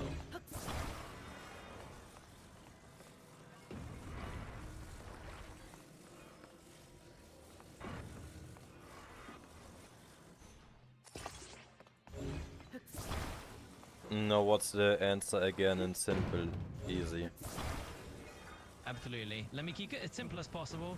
The answer is, in C++, you include the IO stream header and just use stdcout to print hello world. Stud count? Exactly. stdcout is the little piece of code that actually prints out the text. So you just type stdcout hello world and it'll show up on the screen. Stud cow, like stud cow. What? Is that how you pronounce it? Yes, you've got it. It's pronounced like see out. So you can think of it Oh, as see out. Yeah, you said something else. That's right. You definitely use stdcout for printing things Stud out. see out. I thought it's see out. No, you just said stud count or something again. Ah, I see the confusion. Yeah, it is indeed pronounced like see out for COT. I just mentioned a full std out count, so you knew exactly what it looks like in the code. But when you say it out loud, see out is perfect. No, is it see out? Like see and then out? Yes, exactly. It's like saying the letter C and then the word how. So when you see see out in code, you can just think see out, as in output this to the console. Uh-huh. Absolutely. It really is that simple. Just like saying see and out together. Once you get used to it, it'll feel natural. Okay, now another easier question. Of course, I'm all ears. Just let me know what you'd like to ask, and I'll dive right into it. No, you make the next question now. Alright, let me think of a fun one. How about this? What's something that you were really curious about learning next in programming, or maybe just No, in C++, the quiz question. Sure thing. Here's a fun little C++ trivia piece. Do you know what the keyword auto does in modern C++? It's a neat feature. Take a guess, and I'll explain. Explain. Absolutely. So in modern C++, the auto keyword was super handy because it lets the compiler automatically deduce the type of a variable. You just write auto and then assign a value, and it figures out the type for you. Do you mean auto, like automatically? Yes, exactly. It's kind of like saying... So it's like an basically AI slop feature. Yeah, you could think of it that way. It's like a little assist from the compiler to handle the type details for you automatically. It just makes coding a bit smoother. But the auto just means like it's guessing automatically or what? Yeah, that's a good way to think about it. When you use auto, the compiler is basically making an educated guess about the type based on what you assign to it. That's just a neat little shortcut.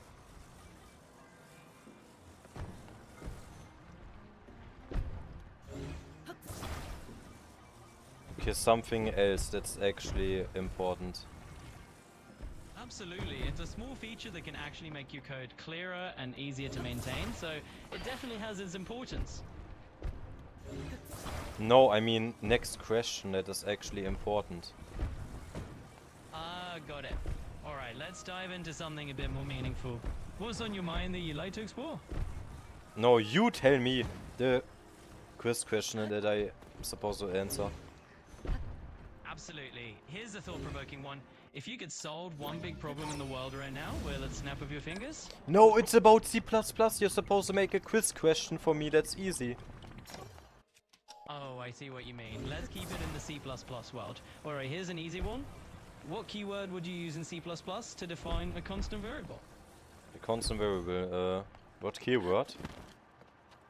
You got it. That's right. It's the const keyword. It's the perfect tool in C++ to define a constant variable.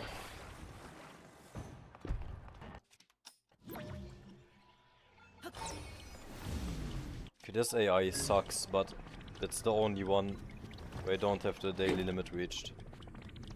I'm really sorry if it's been a bit frustrating. I'm here to help out in any way I can. Feel free to let me know how I can do better or what else you need.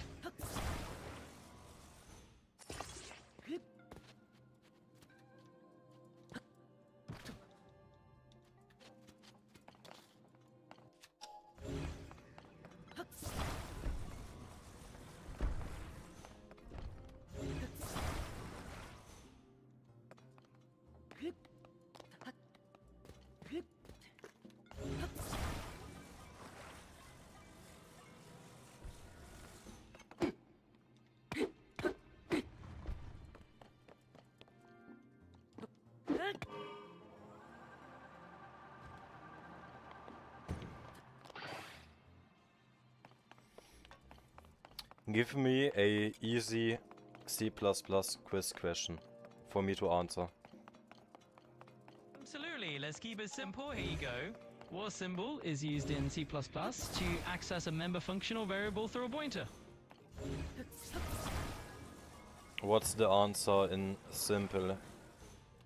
In simple terms, the answer is the arrow operator, which is L over T. It's the handy symbol you'd use to access members through a pointer in C++. Okay, more like that. Give me more like that. Of course. I've got plenty more where that came from. Here's another quick C++ quiz question for you. What's the difference between using equals and .compare in comparing strings in C++? Tell me. Absolutely. When you're comparing strings in C++, using equals checks if the strings are exactly the same, equal in content. The .compare function, on the other hand, actually returns an integer that tells you if one string is less than, equal to, or greater than the other. So it gives you a bit more information. Repeat that in German. Klar, kein Problem. Also, wenn du Strings in C++ vergleichst, der Operator equals equals prüft, ob die Stränge inhaltlich genau gleich sind. Die .compare-Funktion dagegen gibt dir eine Zahl zurück, die dir zeigt, ob ein Strang kleiner, gleich oder größer als der andere ist. Say that in Japanese. 了解です。では、C++ で文字列比較する場合、正演算子は文字列全く同じかどうかを確認します。一方、.compare 関数はある文字列が別文字列よりkleinか、gierig gleichかoder大きか示すherzukaisenです。Uh-huh. Yeah, exactly. It's nice to have both options so you can check for equality or get a bit more detail on how strings compare.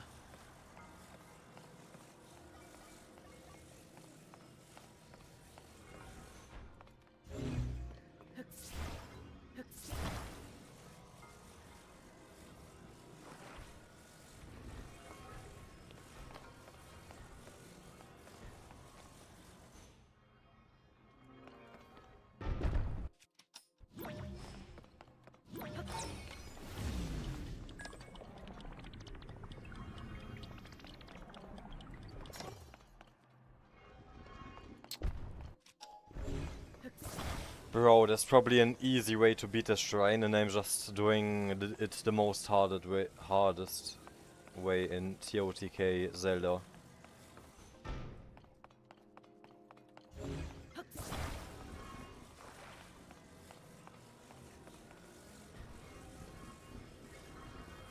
Did you hear that? Did you catch that, co-pilot? And the AI just gave up and ended the call. Okay. Yeah, well, that's enough AI for today. That is enough AI for today. Holy shit. Lost so many brain cells. Well, it was actually good at the beginning. It was fun talking to them. But we just had to downgrade from ChatGPT to fucking Microsoft. No, to Grok and then to Microsoft. So it just kept downgrading.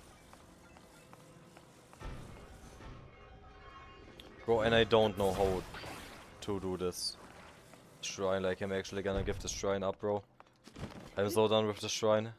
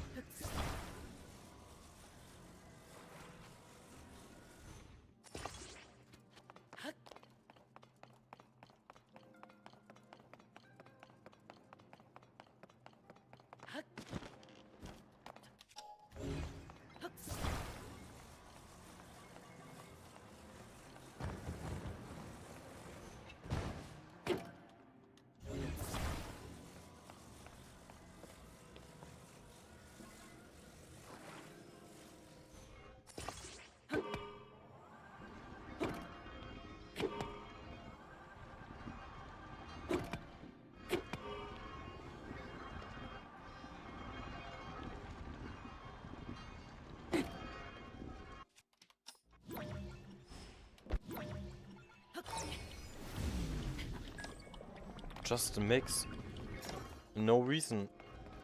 How am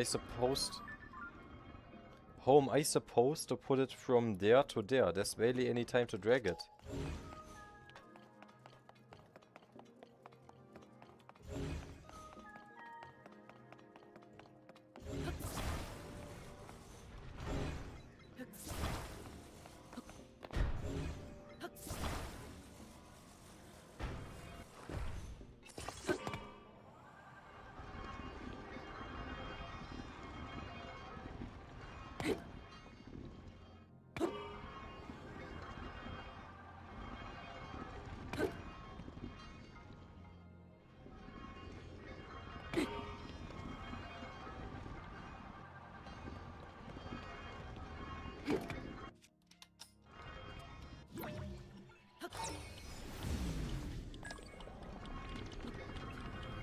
I need to stand on this one thing.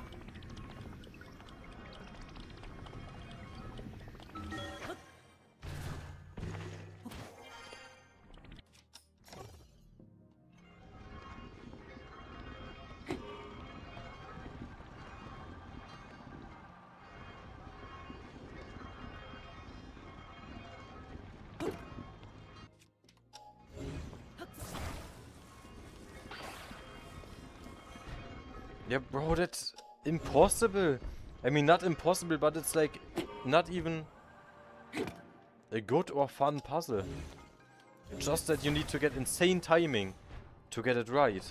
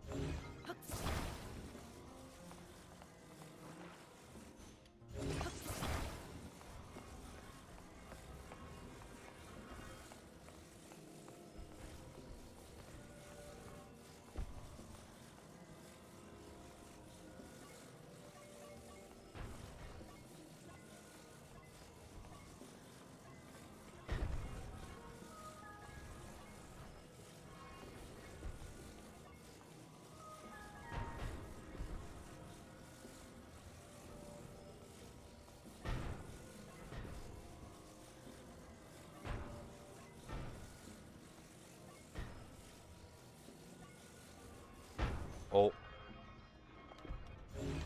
Oh, we got it. We got it. We got it. We got it. We got it. I am never doing the shrine again. Once we finish it. Unless there's like an easy way to cheese it.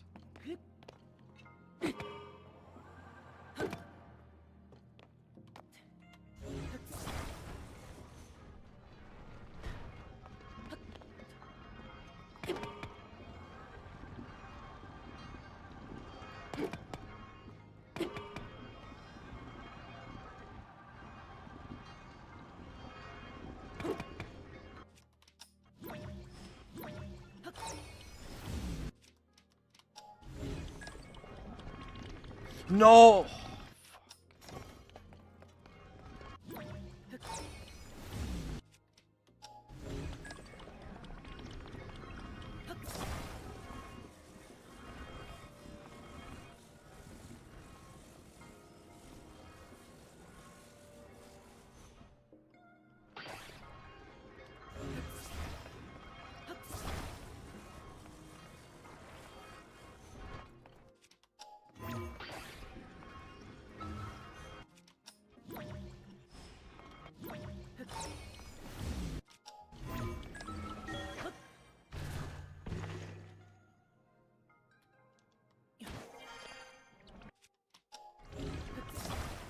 Okay, okay.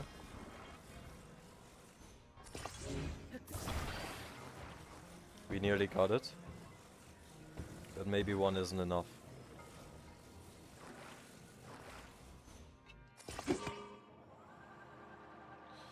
Of course one isn't. Wait, with this disconnected? No, you cannot be serious. You cannot. Wait, wait, wait. No, no, no, no. Please, please, please, please.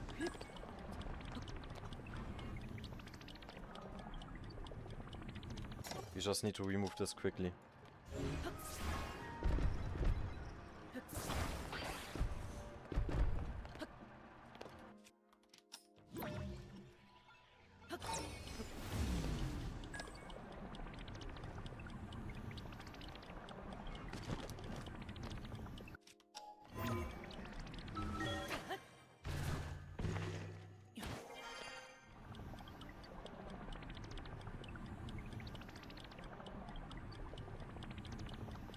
No!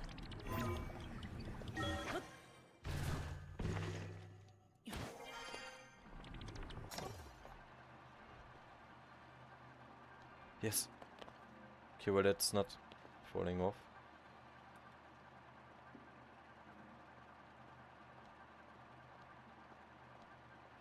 We just go all the way like this. Okay, fuck.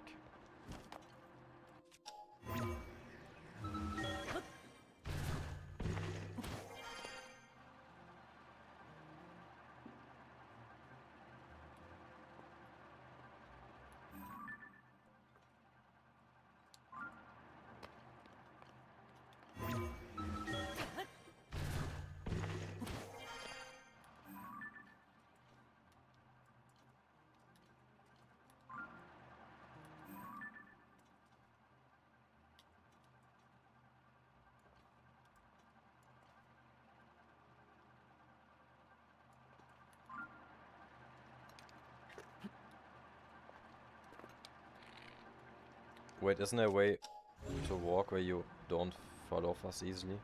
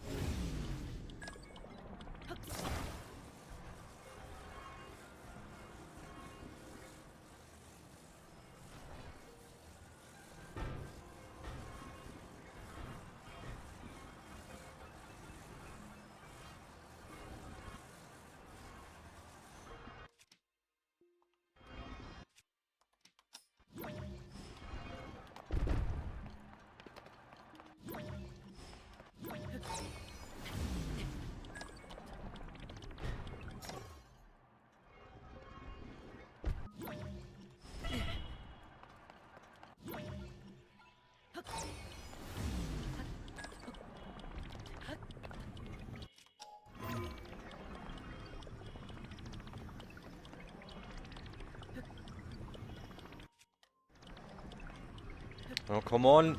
Let me go up.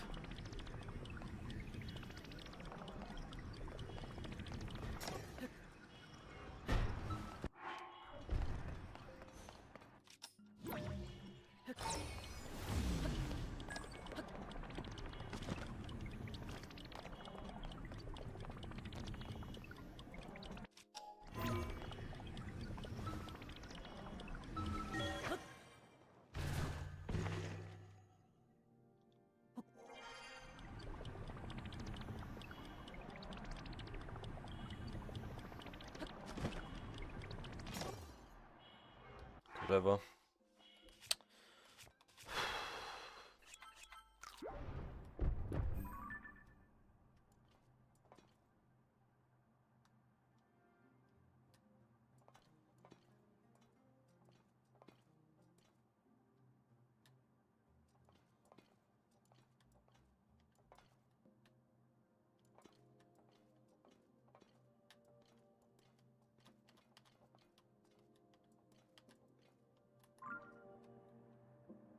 It is possible.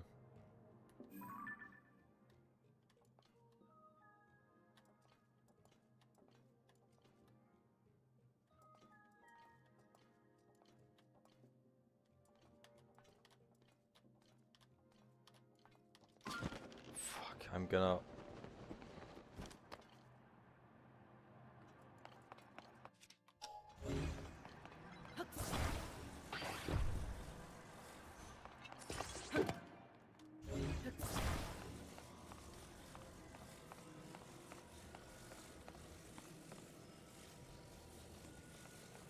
Wait, you can just... Wait. Does the same thing count for up there? Wait. Does no foil count for standing on there?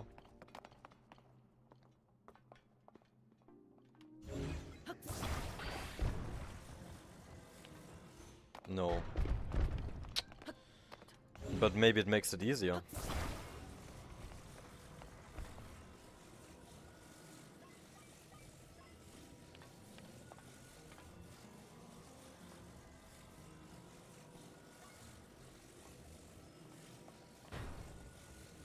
Why won't it let me move?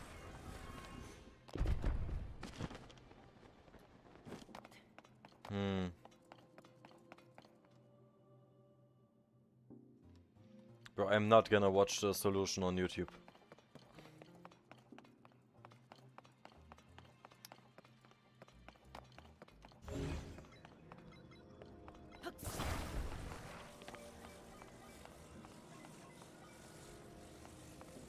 Yeah, and it's see how far it will go. I mean, that is pretty far. Wait. That actually is very far.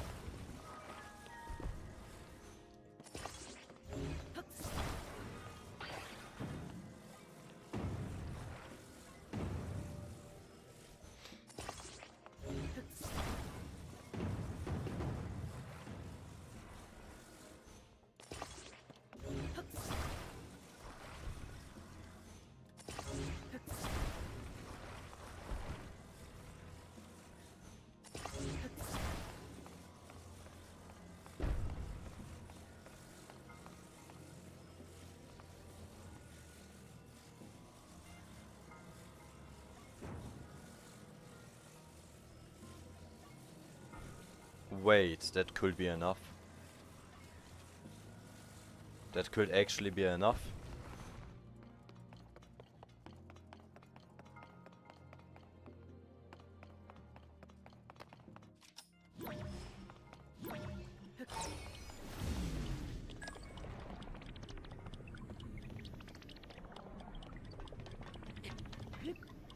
Oh!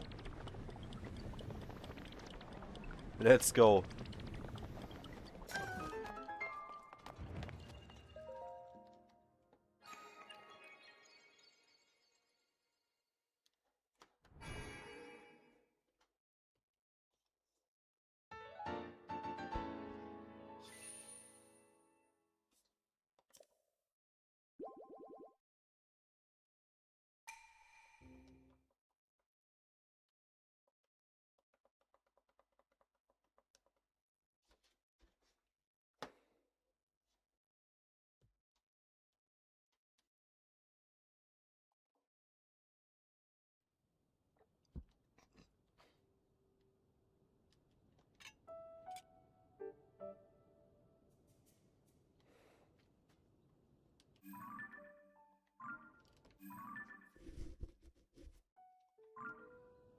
We haven't been at all in the jungle yet.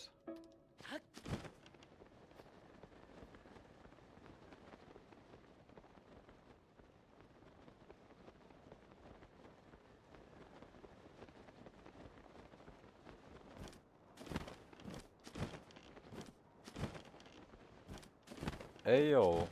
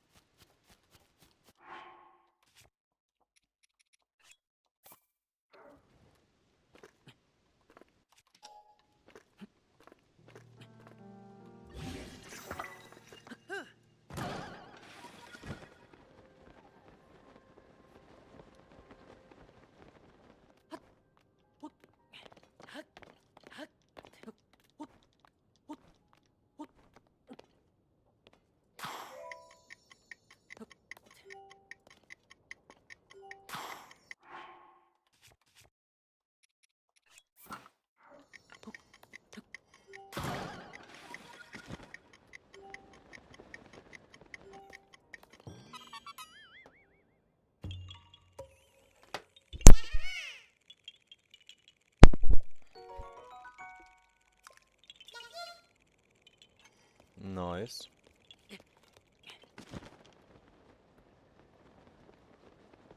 I'm still having fun, by the way. I am not bored. Just letting you know.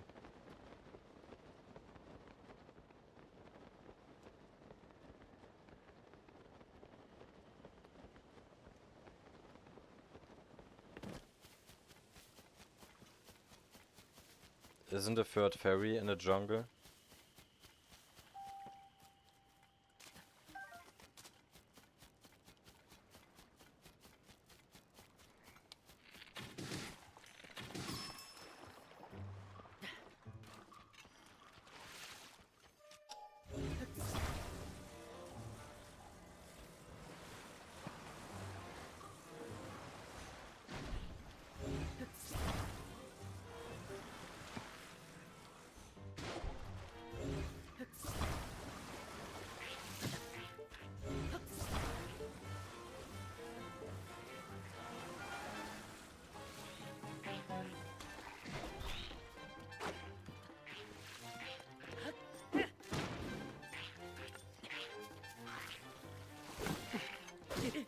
Wow, okay, yeah. I'm calling it for the day. I'm calling it for the day. See ya.